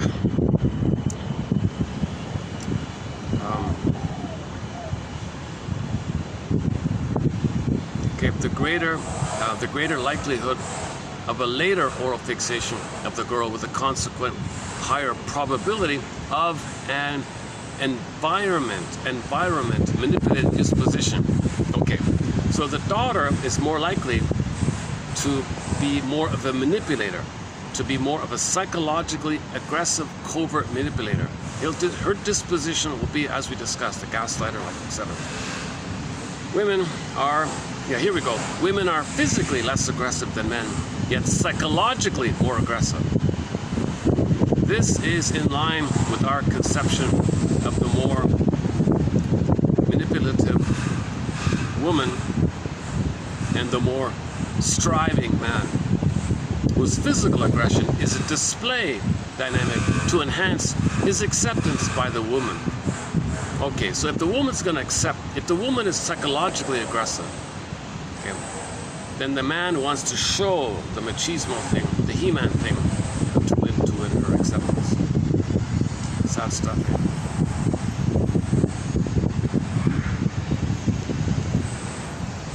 If Sean Cassidy is, let's say, I know nothing about him, but that Jackson Brown guy was a Don Juan. He bragged about it like that. So the only, so he'd either die, so he would marry model after model after model. He just kept marrying models all the time, right? Just shuffled through them all the time, something like that. So he would die like all the other Don Juans and peer against. He might show off and show his pictures or something, but he's inwardly, he's still a miserable, lonely character, I'm sure, probably. Unless he uses some of his wealth to see a shrink. Mothers are usually culturally conditioned. So this is the cultural factor, right? Mothers are usually culturally conditioned to treat their female infants more softly than their male infants. This presumably anticipates the manly role of the male in society. The males are trained earlier to distal behavior, that is, to less proximal attachment to the mother, whereas the infant daughter's more proximal attachment to the mother is tolerated and often encouraged until the phase of weaning. The greater likelihood of the male infant to be early orally fixated. Okay, he's going to be bound to be more irritable, more frustrated, and hence more aggressive towards the environment. The female has an immediate and direct identification with the female role. This empathy-based socialization into the female role is, of course, nurtured by the mother. This makes for the girl's more Sisyphus anchor on her environment and her ability to manipulate it. Okay, so the daughter, she's going to be a manipulator, but she's going to be like Sisyphus, doing it again and again. So she manipulates again and again, like Sisyphus. I'm not sure why he's using Sisyphus to describe her here, but anyways, her ability to manipulate it to provide the basic needs that she wants. So she'll manipulate men to give her money, okay? And that's her anchor.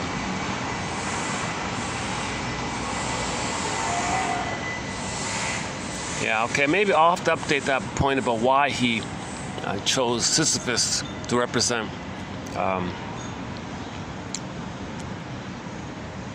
the softer oral trauma. Women are thus more attuned to relationships. They're more finely tuned to make adjustment to stimulus changes. Okay, so women are more in tuned because of the close intimacy between them and the mother. So they read people easily, women, right? The greater disposition of the male to seek abstractions, ideas, transcendence through his inner self can be traced to this early oral complementarity complementarity-based conflicts with his mother and the fixation related to his traumatic treatment by her. This makes for a more restless seeking of aims and ideals to subjugate himself to. Okay, so he's more manic. The man's going to be more aggressive and manic. Ideas, chase, manic, right? This could be linked to the male's greater achievement. So he can get more achievements. He can be more, quote-unquote, adventurous and all that. Seeking new adventures, new innovations, and unknown gamble.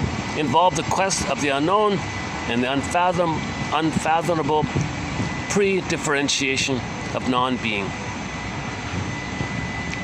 So he's still looking for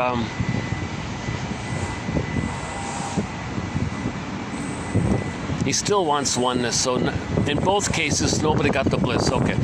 Women are more field dependent, that is object dependent in their spatio-temporal orientations, whereas men are more field independent, that is not dependent on so much on their objective surroundings for their orientations and decision making. This has been paraphrased as follows, quote, women are concerned with the context.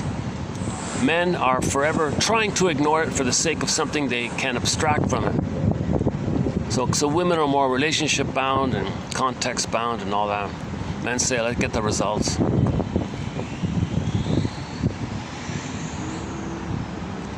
The basic premise is linked to other findings according to which women are more gregarious and more interested in their environment and in people.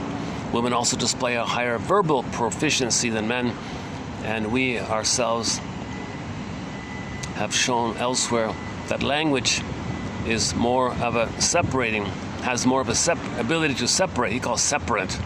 Okay, what do you mean by that? It just helps you to individuate, to separate, individuate, to find your autonomy. So women can use language. Language can help you to ultimately find yourself versus looking for fusion. Hang on.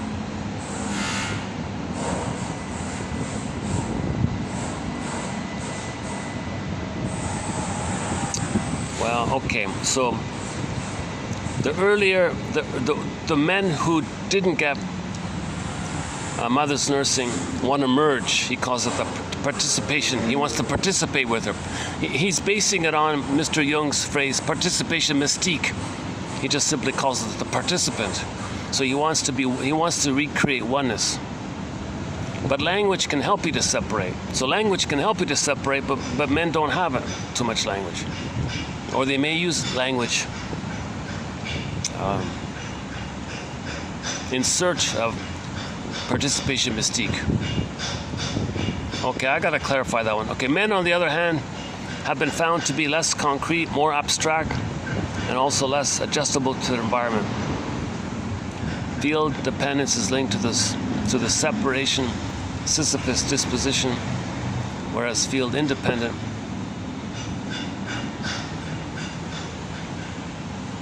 okay, I'm gonna have to clarify this point here. I get the talionic. He calls here the talionic one, the tantalic. Sorry, the tantalic, not talionic. Sorry, the tantalus. So the ones who are looking for one and bliss, they're Tantalus. They never get it. Tantalus reaches up for the fruit. As he reaches up for the fruit, the wind blows it away. He's Tantalus. From Mr. Tantalus, we get the adjective tantalic.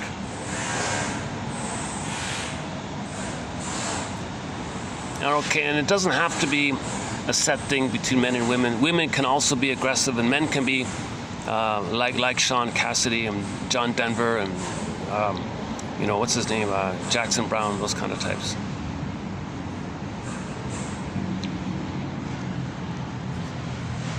Okay, he kind of part of this. I missed part of this, so I'll update it. I'm just in preview mode here.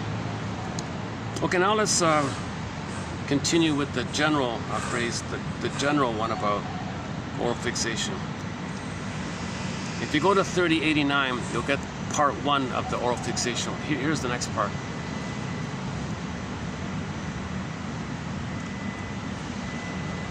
Okay, people with oral fixation, the challenge, this shrink says, helping them to be conscious of their hidden anger. Okay, next one.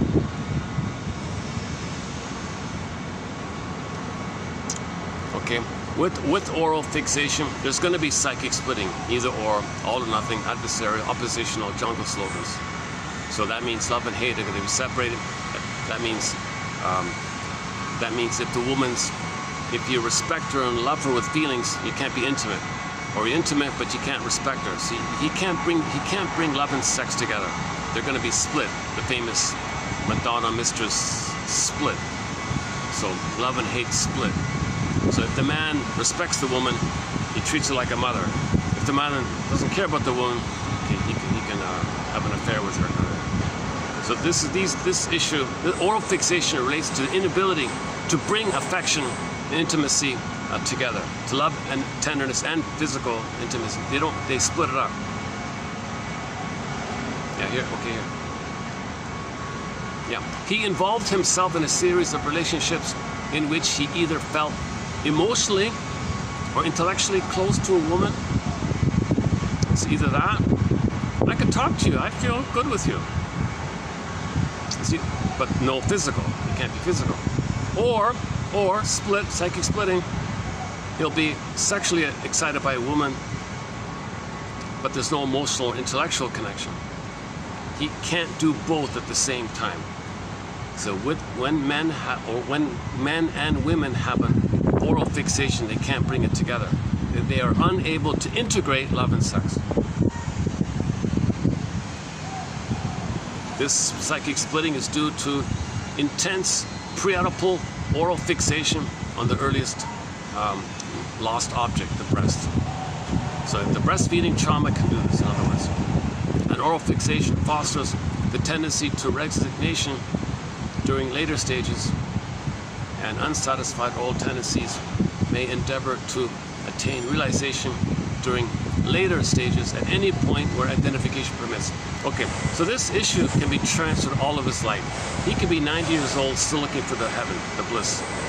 He may transfer the pre-Oedipal trauma with everybody. In the meantime, he might be a drinker, a smoker, an addict. In the meantime, a marked oral fixation. His voracious hunger as a child. Okay, so one child was eating too much. He only would eat and drink until his stomach was in pain. He didn't know when to stop drinking or eating. So that's like the oral issue, right? At school, he wanted to eat and drink, and he'd get angry if the teacher wouldn't allow it, something like that. Later, this transferred to the alcohol. As a child, he would thumb sucking, biting his fingers, and then he transferred that to the smoking. So the smoking is considered a continuation of the pacifier, the thumb sucking, because the nipple was missing. So mother's nipple wasn't there, baby turns to his thumb, or the pacifier, or his fingers. Okay, later on, biting the fingers in the anger, or, chewing gum, or, and then later on, overeating, and then finally alcohol. And in some cases, the more extreme stuff.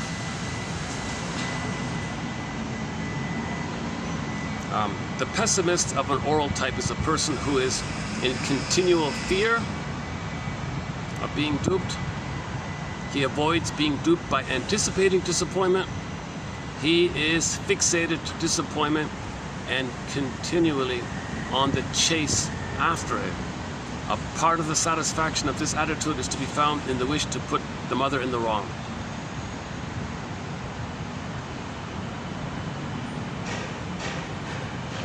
So he always wants to put mother in the wrong. He spends his life showing up the mother, putting her in the wrong. Okay, so some men with the oral fixation, all they want to do is show up, women as well, all they want to do is show up the mother, expose the mother. Mother was in the wrong. Men say mother was in the wrong. So they don't trust or connect. They're convinced they have to see the other person as the bad mother and be rejecting towards, reject them before they're rejected. They create it, they can't see otherwise. It's the template they're cursed with. Wrestling with destiny. They got to wrestle with destiny. Grab the pen and write a new script. Okay, see the Twilight Zone episode called Gabe's Story on a little bit about that. With the oral fixation, the object cannot be replaced, and when the object disappears because of narcissistic identification, then what do we see? Okay, narcissism and oral fixation are synonymous. So if one or the other is affected, okay, that's what it is. All right. The narcissistic defense was based on the oral fixation to the feeding mother. Okay. So if the person's narcissistic, they have an oral fixation. If the person's the bully, Iago, narcissist, that's all oral fixation stuff.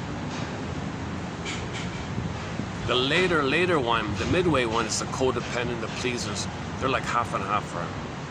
That might be like the caretakers and the pleasers. So trauma, my ballpark shortcut is trauma prior to 18 months is the stingers, all those stinger type, the aggressive ones. Trauma between 18 months and 36 months, okay, the more pleasers and caretakers. They don't hurt others, they just recreate getting hurt. Whereas the earlier ones, others can play them, they play the mother and hurt others because they're other them and they're the mother who hurt them. So others, they find others to play them and they play the mother who hurt them. Since others are them, they hurt them because they become the mother who hurt them, so they find others to hurt them. They play others to play them to hurt because they become the mother who hurt them. So they gotta find others to stand in for them to hurt. And then, okay, hocus pocus, as mentioned at the beginning of this film, because they really are angry at the mother, then they express the anger at the one they just hurt. So that's the more disturbed stuff, right? So that's the constantly, that's the one where you're always showing up the mother, exposing the mother.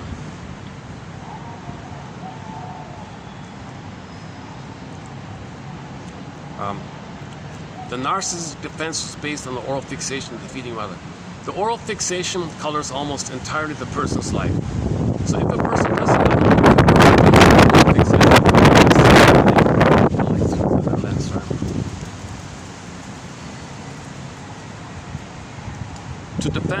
to defend against abandonment, the client clings to the maternal figure and thus fails to progress through the normal developmental stages of separation, individuation to autonomy. So they're not going to develop if they're clutching and clinging to mother's apron strings. If they're loyal to this traumatic script, they don't develop, obviously. An initial oral fixation to the mother. This fixation involves an intense wish to incorporate the breast, producing a sarcophilic interest in the breast. Well, that reminds me of the Gauguin guy. He went to Tahiti and was staring at the breast, drawing pictures, producing this voyeuristic staring at the breast thing. So this is all the pornography area, resulting in intense sarcophilic interest. So the Don Juan, one quote said the Don Juan, or the Peer Gynt and the Playboy, the first thing they see when they look at a woman are her mammaries. Doesn't care about the woman overall as a person, doesn't want to relate to them as a person. The first focus on the Don Juan, the mammaries. The mammaries. The mammaries. It's a part of the mother. See, they're stuck at the issue of the feeding, the breastfeeding time.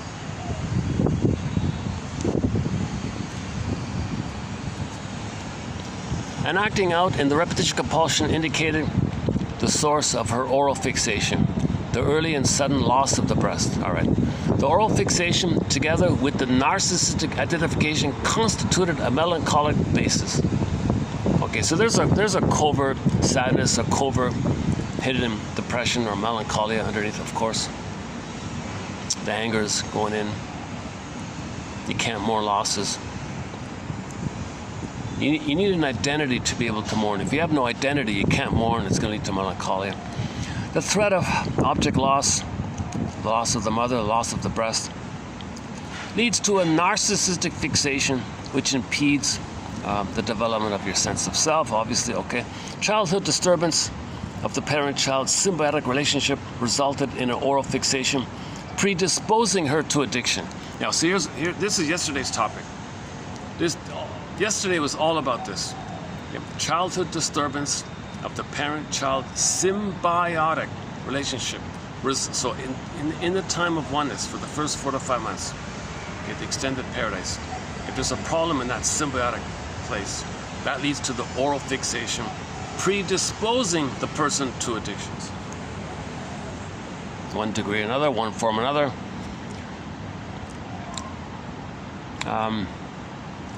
An actress patient who had a deep oral fixation and whose object relationships consisted almost exclusively in trying to make people give to her, had, since her childhood, always had several dogs.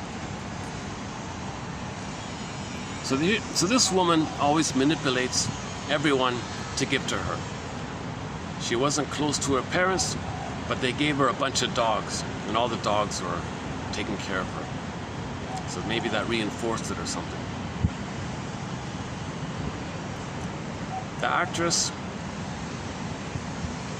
who had a deep fixation, oral fixation, and whose object relationships consisted almost exclusively. So all she does in her relationships is to get people to give to her. All she wants is the gold digger. Gimme, gimme. I don't give to you, gimme. I manipulate you to gimme. So these are the women that tease and use all these tricks.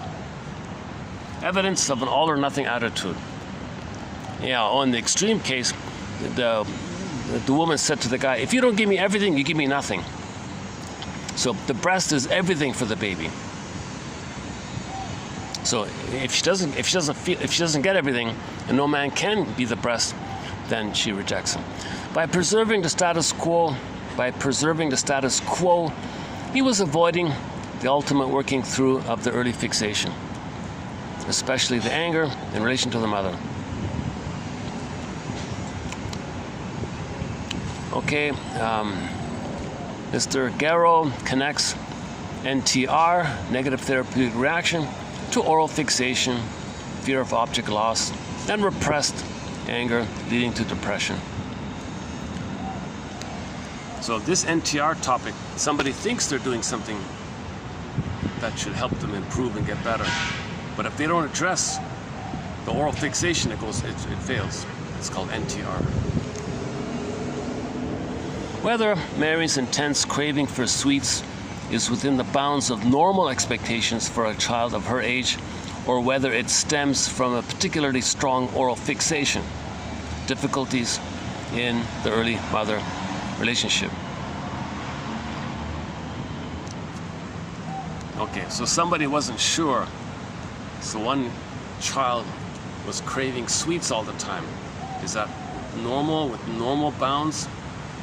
Or is it coming from the oral issue, the oral trauma issue? And again, oral fixation manifested by his resorting to alcohol. So alcoholics and smokers have oral fixation. Yesterday's conclusion. Okay, alcoholics, any users or substance users, alcoholics, like addictive, in an addictive way. Any addictive activity, addictive substances, addictive activity, addiction to substances, it's oral fixation, including food, including emotional eating. But it seems to be milder with that case. It's a question of degree, right? Okay, here's okay, on the lighter side, well, change the topic here. Okay, Mr. Verney here. When we look at such common expressions as follow your heart, she had a change of heart. His heart wasn't in it. Or even he died of a broken heart.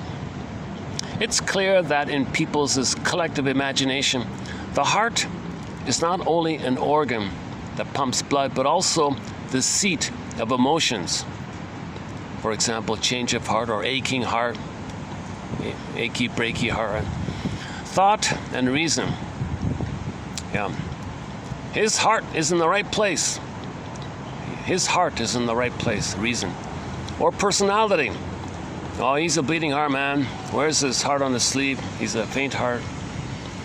Nobody says follow your liver, or absence makes the kidneys grow fonder. Only a comedian would say the pancreas has its reasons, of which reason knows nothing. These expressions and metaphors reflect centuries of folk wisdom and are surprisingly closer to recent discoveries in cardiac function than science previously assumed. Oh yeah, we could play Follow Your Heart by Triumph. Good song by the classic rock band Triumph, Follow Your Heart. Gilmore sings on that one. Follow your heart. Change of heart. My heart wasn't in it.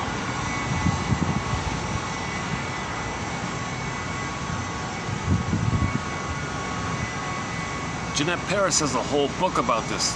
If there's a breakup, that's because the stress affects the heart, literally.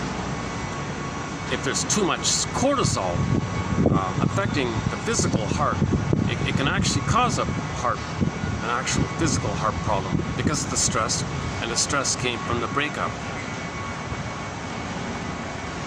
Okay, and then that's, okay, let's continue. That's 90.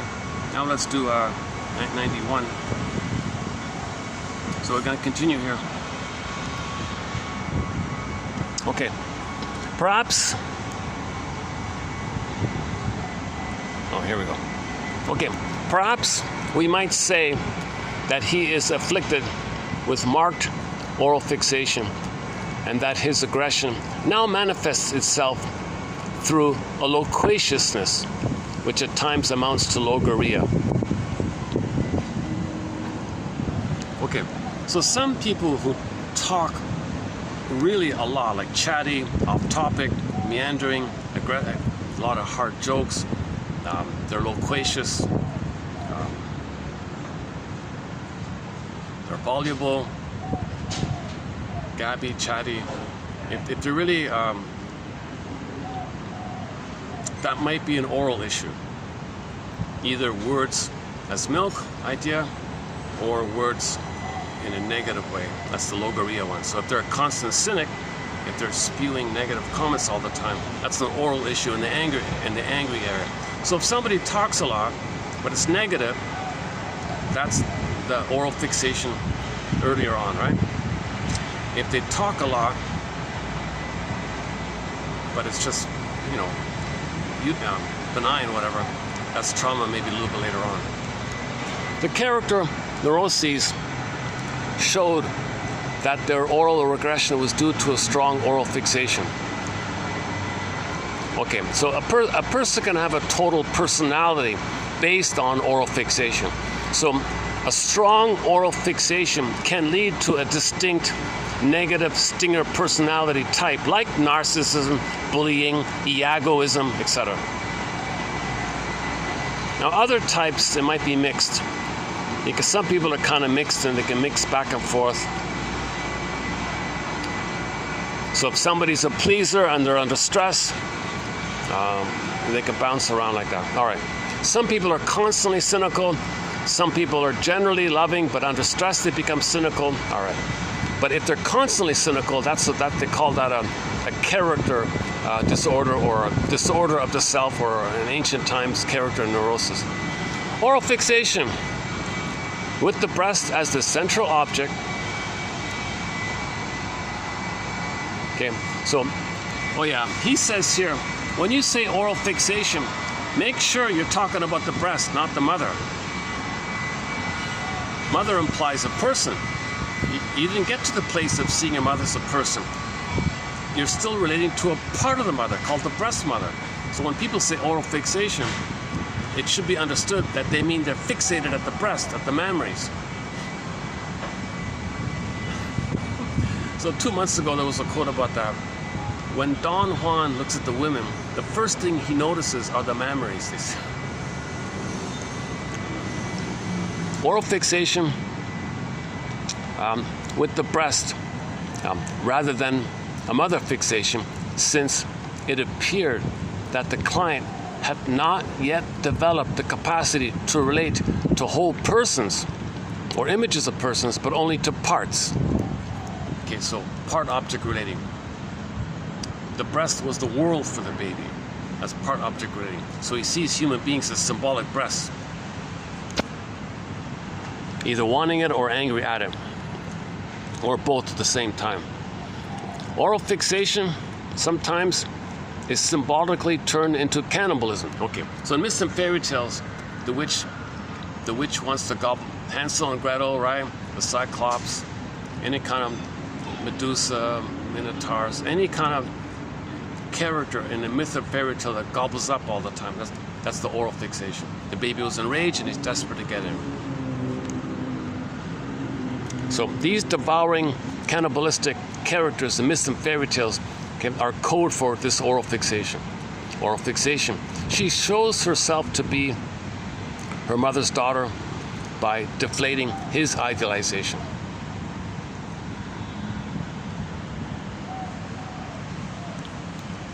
Okay. If the woman's always putting down the guy,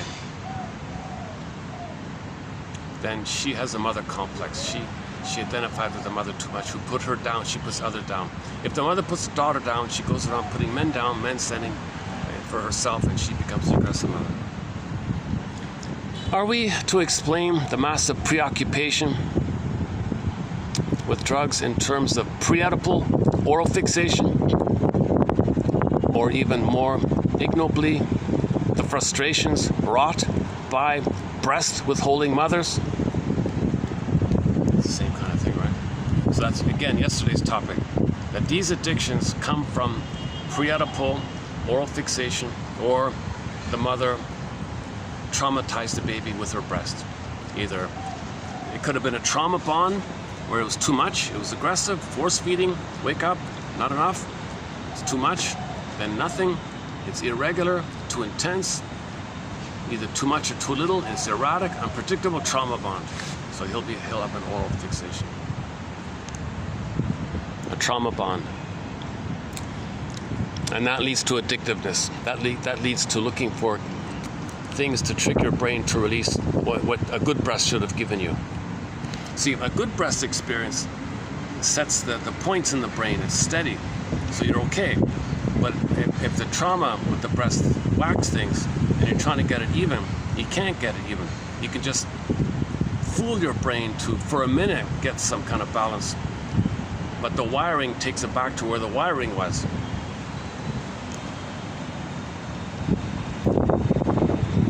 Regarding the factors that create oral fixations in the first place, the same holds true as for other fixations. The determinants are extraordinary satisfactions or extraordinary frustrations, or combinations of both, especially combinations of oral satisfaction with some reassuring guarantee of security. Well, I don't see why he says especially with some. Either he got it or he didn't. Either way, he's orally fixated. But the oral fixation can come from it being inappropriate, misattuned, malattuned, scheduled, rubber nipple, honey on the rubber nipple, rough handling. Okay, the nanny doesn't know what she's not. The nanny's not connected with the symbiotic, you know. Oral fixation. Where are we here? Oral fixation. The insatiability of the demands for love. Okay, of course it's going to be insatiable. No substance you take can correct the wiring laid down in the traumatic interaction that took place in the nursery. You're just tricking your brain chemistry for a moment to feel like you were loved. If it is said that someone is orally fixated, the exact nature of that oral fixation must be described, or else I may remember that oral fixation has been offered as an etiological agent in every condition ever observed in humans. I think he wants to avoid the temptation to be too reductionistic, that every problem is from oral fixation. Be more specific. Identify with. Be more specific. Okay, the infantile personality doesn't appear as superficially charming as can the hysteric, because their oral fixation results in a self-centered demandingness, which leaves one with a qualitatively different experience from the hysterical.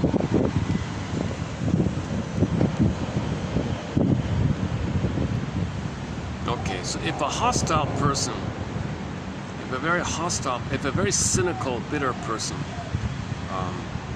their personality won't be as charming as the hysteric or the codependent, because the codependent did get some love. I think that's what he means. To be updated on that one. Okay, the Mozart one. Schaeffer's intention that Salieri's gluttony be read as an oral fixation is clear from the diction shared by the character and the author's stage direction.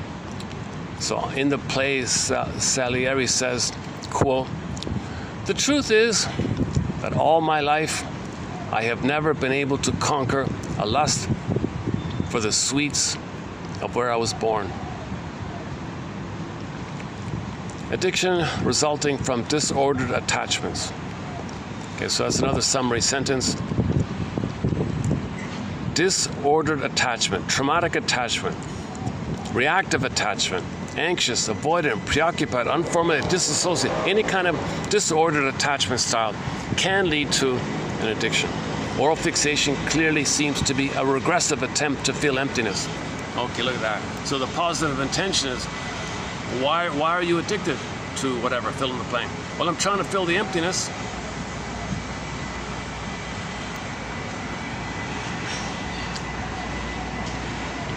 His voracious reading, the basic infantile needs revealed in his troubled relationships with women, his addiction, and sleep disturbances all indicate the oral fixation. Some people think that if somebody's a voracious reader, like they read, 2 books a day or whatever it is, a book a day or whatever, this voracious reading might be symbolic of trying to gobble in the breast. Silence can be viewed as a form of acting out. Yeah, so that's the passive-aggressive one. Passive-aggressive people, they're aggressive not by what they do, but more by what they don't do.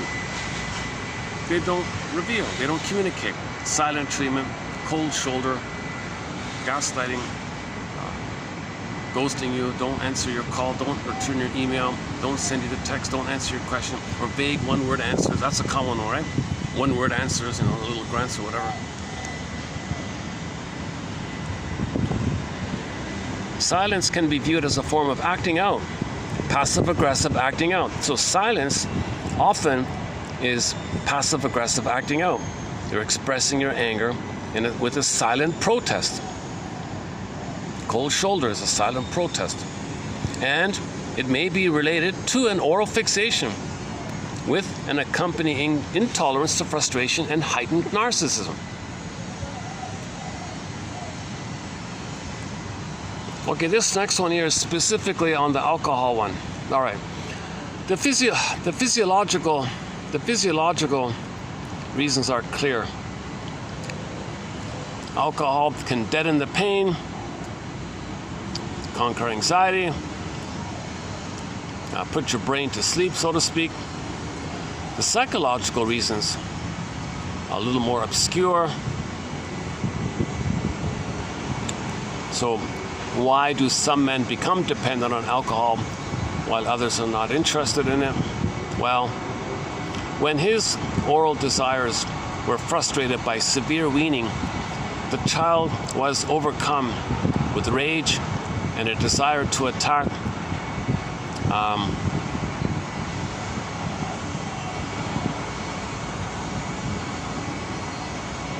the alcoholic. He drinks to attack his parents. Okay, one theory is, I've heard burglars say this actually as well. One theory is, if the person's going to drink, they think they're going to attack their parents. They want to poison their parents. Because they're one. They hurt themselves, they think they're hurting the parent. They think they'll survive and hurt the parent. He wants to attack his parents.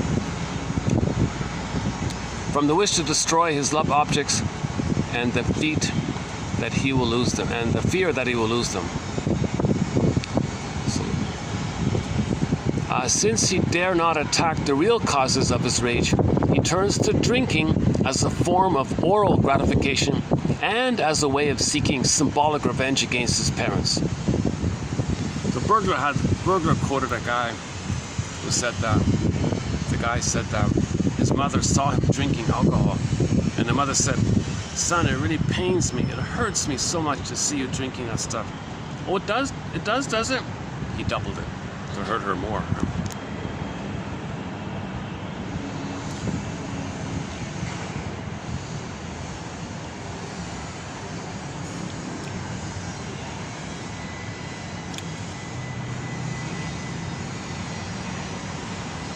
Rage against the parents. So alcoholism is rage against the parents. This rage is suppressed because of guilt and is replaced with feelings of inferiority and worthlessness. And to deal with those feelings, the person can drink. Now, so first you drink to attack your parents. Now you feel no good. To get away from the shame, you drink again to get away from the pain. So put these together, the person might become addicted. Oral fixation as the prime motive for alcoholism.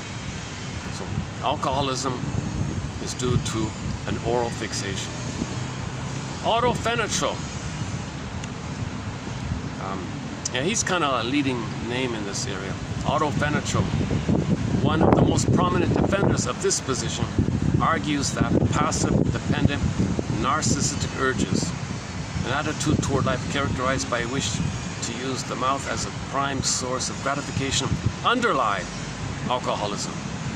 Okay, so there's the oral, there's the drinking, there's the fluid, there's the bottle, buying the bottle. So cigarettes, oral, drinking, oral, fluid, stimulating fluid, breast milk, missing breast milk, stimulating fluid, spirit, mother spirit, alcoholic spirit. One variation of this interpretation has been stated by Georgi Lowley, quote, "The alcoholic experiences unconscious and to a certain degree conscious longings for physical warmth." So if the person drinks the concentrated sugar, the body gets warmer. Well, if mother holds you, you get warmer. You feel warmer if mother hugs you. They weren't held by the mother. Skin sensations, maternal coddling,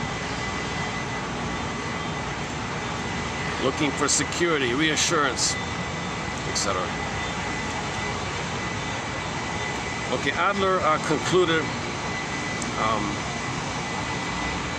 that you want to hide feelings of inferiority by being an aggressive drinker. I'm a tough drinker, man, so I'm superior. See, I can be aggressive.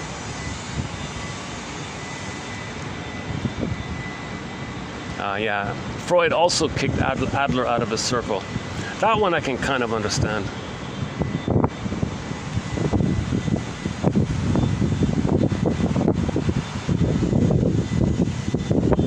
What are we doing here? Maybe should I just take a... let me be lazy here. Today we're doing... So what I just did up until this point is all preview stuff. So those 3 pages I just read here are going to come up again in about a month from now. I've got a huge backlog of quotes.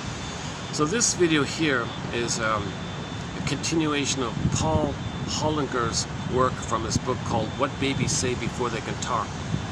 So instead of reading it, I did it in preview mode already about 2 months ago. So let me just be lazy and read it out here. So I'm going to let the iPhone read out the quotes below that you see here. Do you prefer the male or the female? Okay, whatever's set up here, we'll just do it that one here.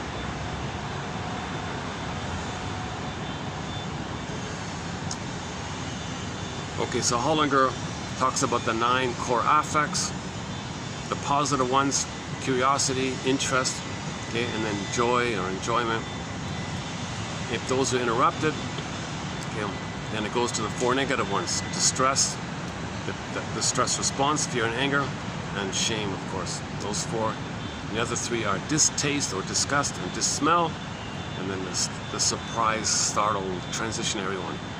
So the positive ones are curiosity, wonderment, enthusiasm, curiosity, learning, this whole interest. I'm interested, I want to learn, I'm curious. And all babies show that expression, visually in the face, vocally, and in their body. So all babies all around the world, anytime, any place, anytime, right from the get-go, you can see the same facial expressions, vocal expressions, and bodily positions, and it looks the same. If they're interested and curious, all babies show that. If the baby's feeling delight and joy and excitement, same kind of thing. So his needs are being met, right? His needs are being met. He feels joy, feels pleasant, all that. He's curious. You can see that. And now, if those are interrupted or those are squelched, mother thwarts that. He feels stress. So all babies show distress. They'll be crying, distressed. Okay. All babies can show fear. All babies can show anger, and all babies can show shame. The hangdog look. Oh my goodness. Those are the 4 negative ones. And the other 2 are like more physiological, like about food, right? And smells. Dissmell with the odors, repugnant odors, all babies show that.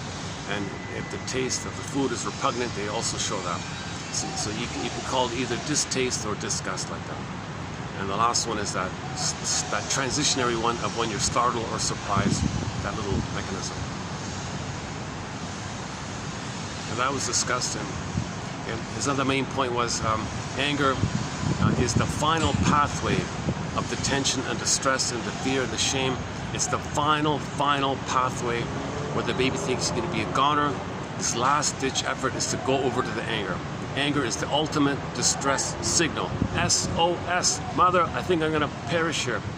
I'm going to perish here. My last-ditch attempt. You ignored my needs. I felt stress. You ignored my stress. I showed fear. You ignored. I felt sad and shame. You ignored it. It's building up. The tension. My needs, tension. The final one's anger. The anger is an SOS that the needs were not met, and the tension built up to that. Anger is an expression of distress. Distress comes from unmet needs. Or the shortcut is anger is an expression of unmet needs. Mr. Rosenberg's most famous one-liner, I noticed. So the baby's life force is to reach for love. It's blocked. The tension around it leads to the anger, finally. So his main message is if the baby has curiosity and delight, you want to value that. So if the mother says, don't touch that, don't do that, the baby thinks you're questioning his identity. He feels shame, stress, fear, anger. Then the mother attacks his anger. Now he'll go in, he might become a passive-aggressive person or an overt-aggressive person. So it's only one life force. Life force is object seeking. The baby wants to be loved, but if it's blocked and the tension around it builds up, that's called anger. Anger is an expression of the love needs not met. The attachment craving, the love hunger, the attachment striving, it's blocked, the tension, then it's anger. Anger, it means that. There's no separate instinct or thing going on. Anger is just from the same flow to reaching love. Anger is like a cry for love, distress for love, wanting love, desire for love, trying to find love. Mother, I want your love. Anger means, mother, I want your love, for Pete's sakes. And it's the most desperate cry like that. So when mother says, don't touch that, that's his interest and curiosity. He thinks you're telling him he's no good. So the trick is delight in his curiosity. You know, look at you, isn't that wonderful? You found it, you discovered it, isn't that awesome? So the baby would drop the food from the high chair. Look what you found. You found how the water falls down. You saw the splashes in the puddles, and you saw the gravity like that. And you discovered that. Look at you, all right. You're interested in it. He wants to do it again. Look at that, isn't that fun? That's great. So be okay with that, celebrate that, and then divert him to the sinkers. Divert him to the bathtub. Somebody's coming here. next one of the guests, I think. Oh, I got lucky here today. Not too many interruptions here. Look at that. Last time in the park, oh man, a lot of interruptions. Today's a Sunday here. The lobby downstairs is jam-packed. I set up. I tried to do it there. I was in the film. I was doing it, and all these people. Oh, forget it. It's not gonna work. So, hopefully, this take 2 is still okay. So the examples, if you go to the past 3 videos, the examples include the baby was curious about the ribbon. Mother said, "Look at you. You discovered how it gets longer when you pull it. Look at you. You found that. Isn't that delightful? Look at you. You did that. You found that. Oh, that's awesome. Aren't you? Isn't that so? Delight in their curiosity. Have pleasure in their curious pleasure. All right. And then let's take it over to the shoelaces and pull the shoelaces. Harmless diversion. The dish, the kid was playing with an antique dish. Look at you, you found the dish, and you like it, lovely colors. Yeah, look, you found it. Isn't that nice? And round, nice shape, intricate design. Look at that, look at you. Yeah, we love this dish. Let's take it over to the carpet, to the rug. We'll play it there.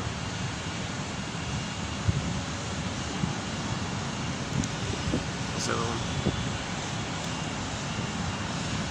The ribbon, the dish, the water falling down. And there were a couple of others in that area.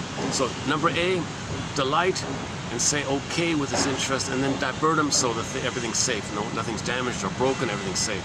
So everybody's happy. Mother's happy, child's happy. Child preserves his soul. Mother keeps things safe, and everything's okay. But the mother's usually triggered, and she barks. Don't do that. Don't touch that. Okay, you squash his identity. Okay, he may be afraid to learn and be curious. But mother just said, I don't want to break that. But the baby's translation of the mother saying, don't touch that, is, oh, I'm defective, I'm bad, I'm no good, you reject me, I'm shame.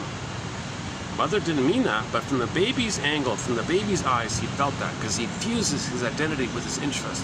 He squelches interest, the baby thinks you're squelching his identity. So Hollinger makes a big point about this. I've spent a fair bit of time on it. So this is a continuation. Is this part 4? I think this is the last one, yeah. Okay, so I'm gonna just let this, I even forgot what's on here. Okay, I'm just gonna let the phone read, I'm just gonna let the phone read it out here.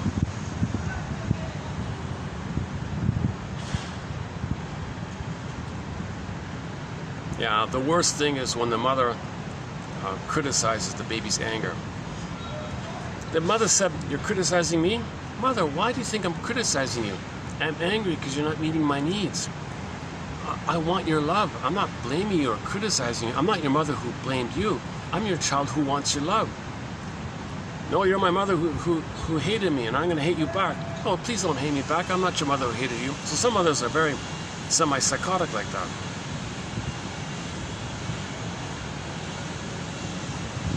Well, this one's about the child wanting to know things, all these questions. That's a great question. I'm not sure. Let's look it up when we get home.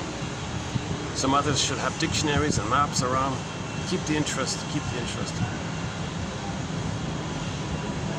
All right, here we go. So this is 3067. Let me have a lazy moment here. Let this read it out. How's the breeze here? What if I do it like this? Now maybe I can, yeah, let's do it here. All right, let's try this.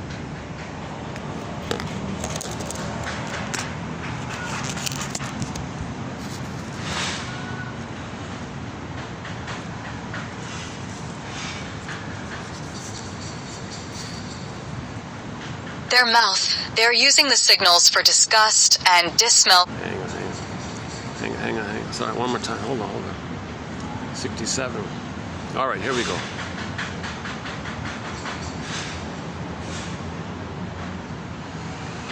When grown-ups say that a situation stinks or that some interaction has left a bad taste in their mouth, they are using the signals for disgust and dissmell symbolically.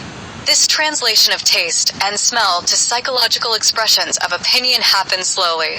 At first, aversion to unpleasant tastes or smells is simply that, but by around 1.5 years, children attach an opin-on to the signal and develop a psychological attachment to their feelings about what is unpleasant or repugnant to them.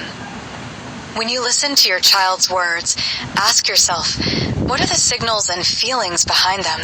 Sometimes, parents take a child's negative statements personally and defensively.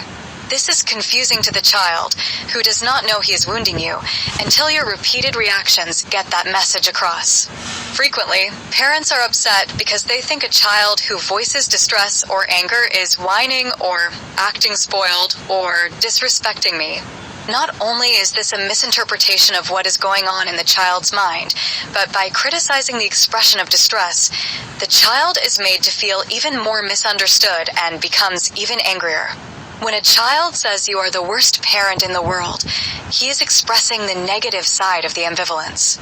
What he may mean is, I feel ignored, misunderstood, marginalized, thwarted, or confused by something that happened, and I need your help in order to feel better. The positive side of the ambivalence, affection, interest, enjoyment, may be right around the corner. A child's use of words such as hate or no is simply a way of transmitting one of the negative signals, such as anger, distress, or disgust. And when a parent responds using words such as whine, complain, or disrespect, he is saying he does not like the way the child is expressing the negative signals. In the throes of such a conversation, you may want to try to remember that this is a signaling process. The child is trying to convey something about his basic inner feelings. Say your increasingly verbal child blurts out, "damn it," while struggling to open a cereal box. Rather than automatically jump in with something restrictive like, "that's a bad word," we don't say that here.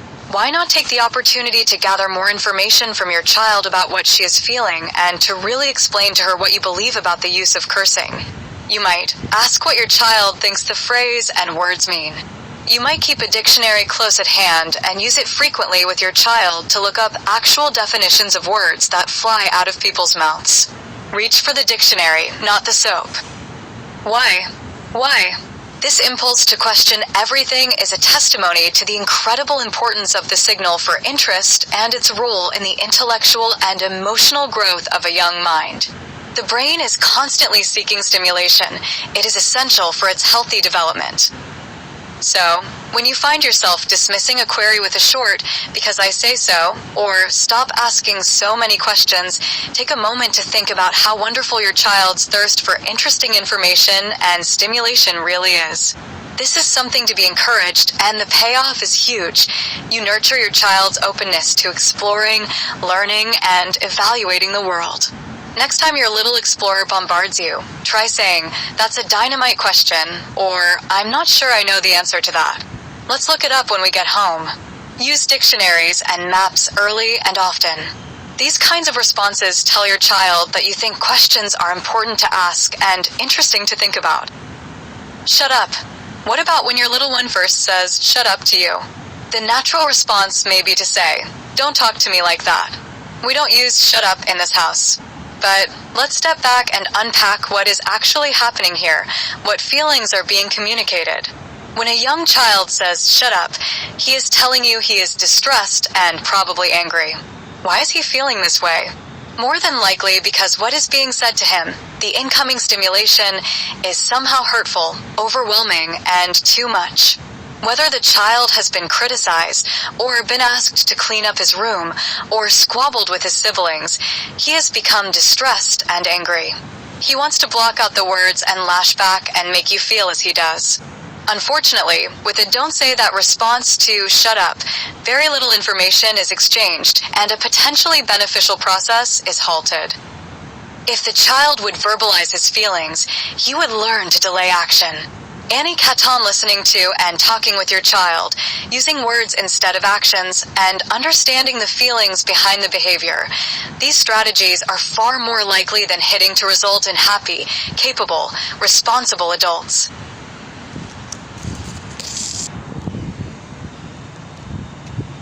The key one there is the kid is saying, "shut up" to the mother. Whoa! So the mother's got to pause. And if she's triggered by that, and she's got to realize the antecedent in her, like what's coming up in her past. And the language of her past trauma is physiological. So she's feeling angry from the past. So she won't think clearly in the present of why the baby's angry. He's trying to say his needs are not met. How are we doing here with the time? I should wrap it up. I feel like maybe winding down this video here. Let's see. What time is it? It's 4:37. Oh, look at that. To my surprise, there's still a good hour left. Huh. Either I wind it down here or just go for a walk. Do you want to go for a walk? Yeah, okay, why not? There's not too much really to see.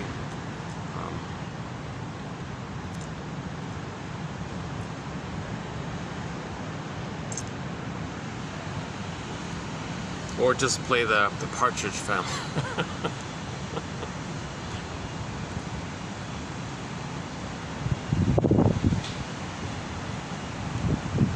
It's hard to talk on the street and make comments. I can show you some of the city, you know, scenes and all that, but actually in the park, some recent videos in the park, there were some lotus flowers. We even had one glimpse of a crane fly by.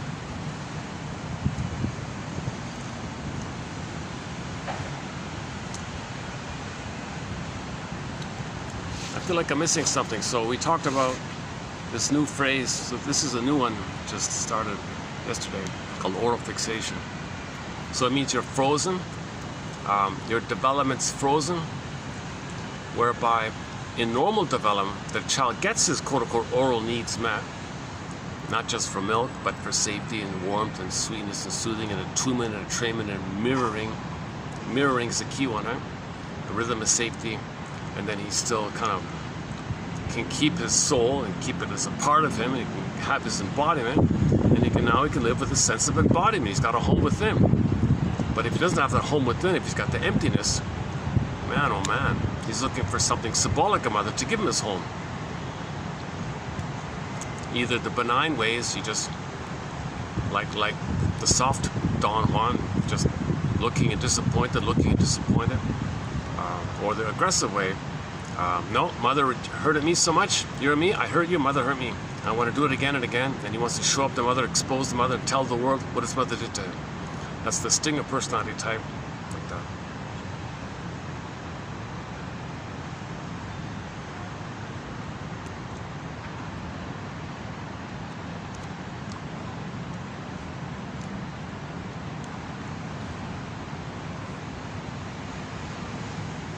It's oral fix, yeah. So it's linked to narcissism, it's simultaneous, because the baby isn't originally in a state of narcissism.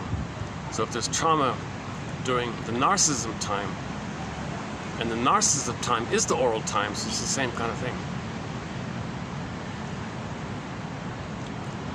And the idea of substances, it has like that immediate grabbing need, like, I don't want to feel abandoned with no mother, give it to me. So if they're impulsive and demanding, that's like the baby desperate for the nipple, and the mother pulled it away. No, don't do that to me, mother. So he may have a personality kind of in that angry, grasping kind of mode. Entitled, don't care about, it's a part. He thinks he owns the breast, so it's his possession. So there's no relating, right? That's why, that's why he said, when you say oral fixation, remember it's the breast, it's a part of the mother. So it's an oral, it's a fixation to the breast. It's almost like breast fixation. One guy says, I don't want to use the word breast fixation or oral fixation. I want to say helplessness fixation, because the baby was helpless. So helplessness fixation. He's fixated at the time when he was passive and helpless. Now he doesn't want to know that, so you camouflage it with pseudo-aggression, neurotic aggression. Okay, this is not assertion, it's just an angry-based activity to make you unaware that you are passive and helpless. So that's what Adler would say. The superiority complex is a defense against the inferiority complex.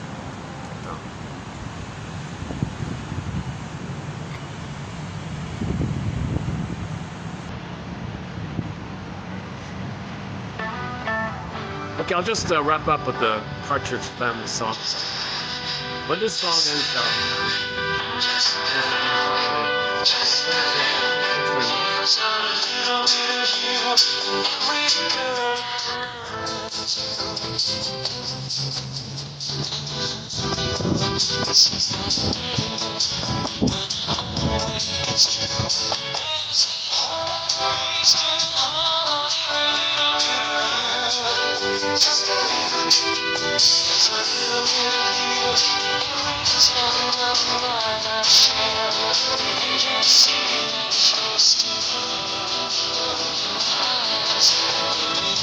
It's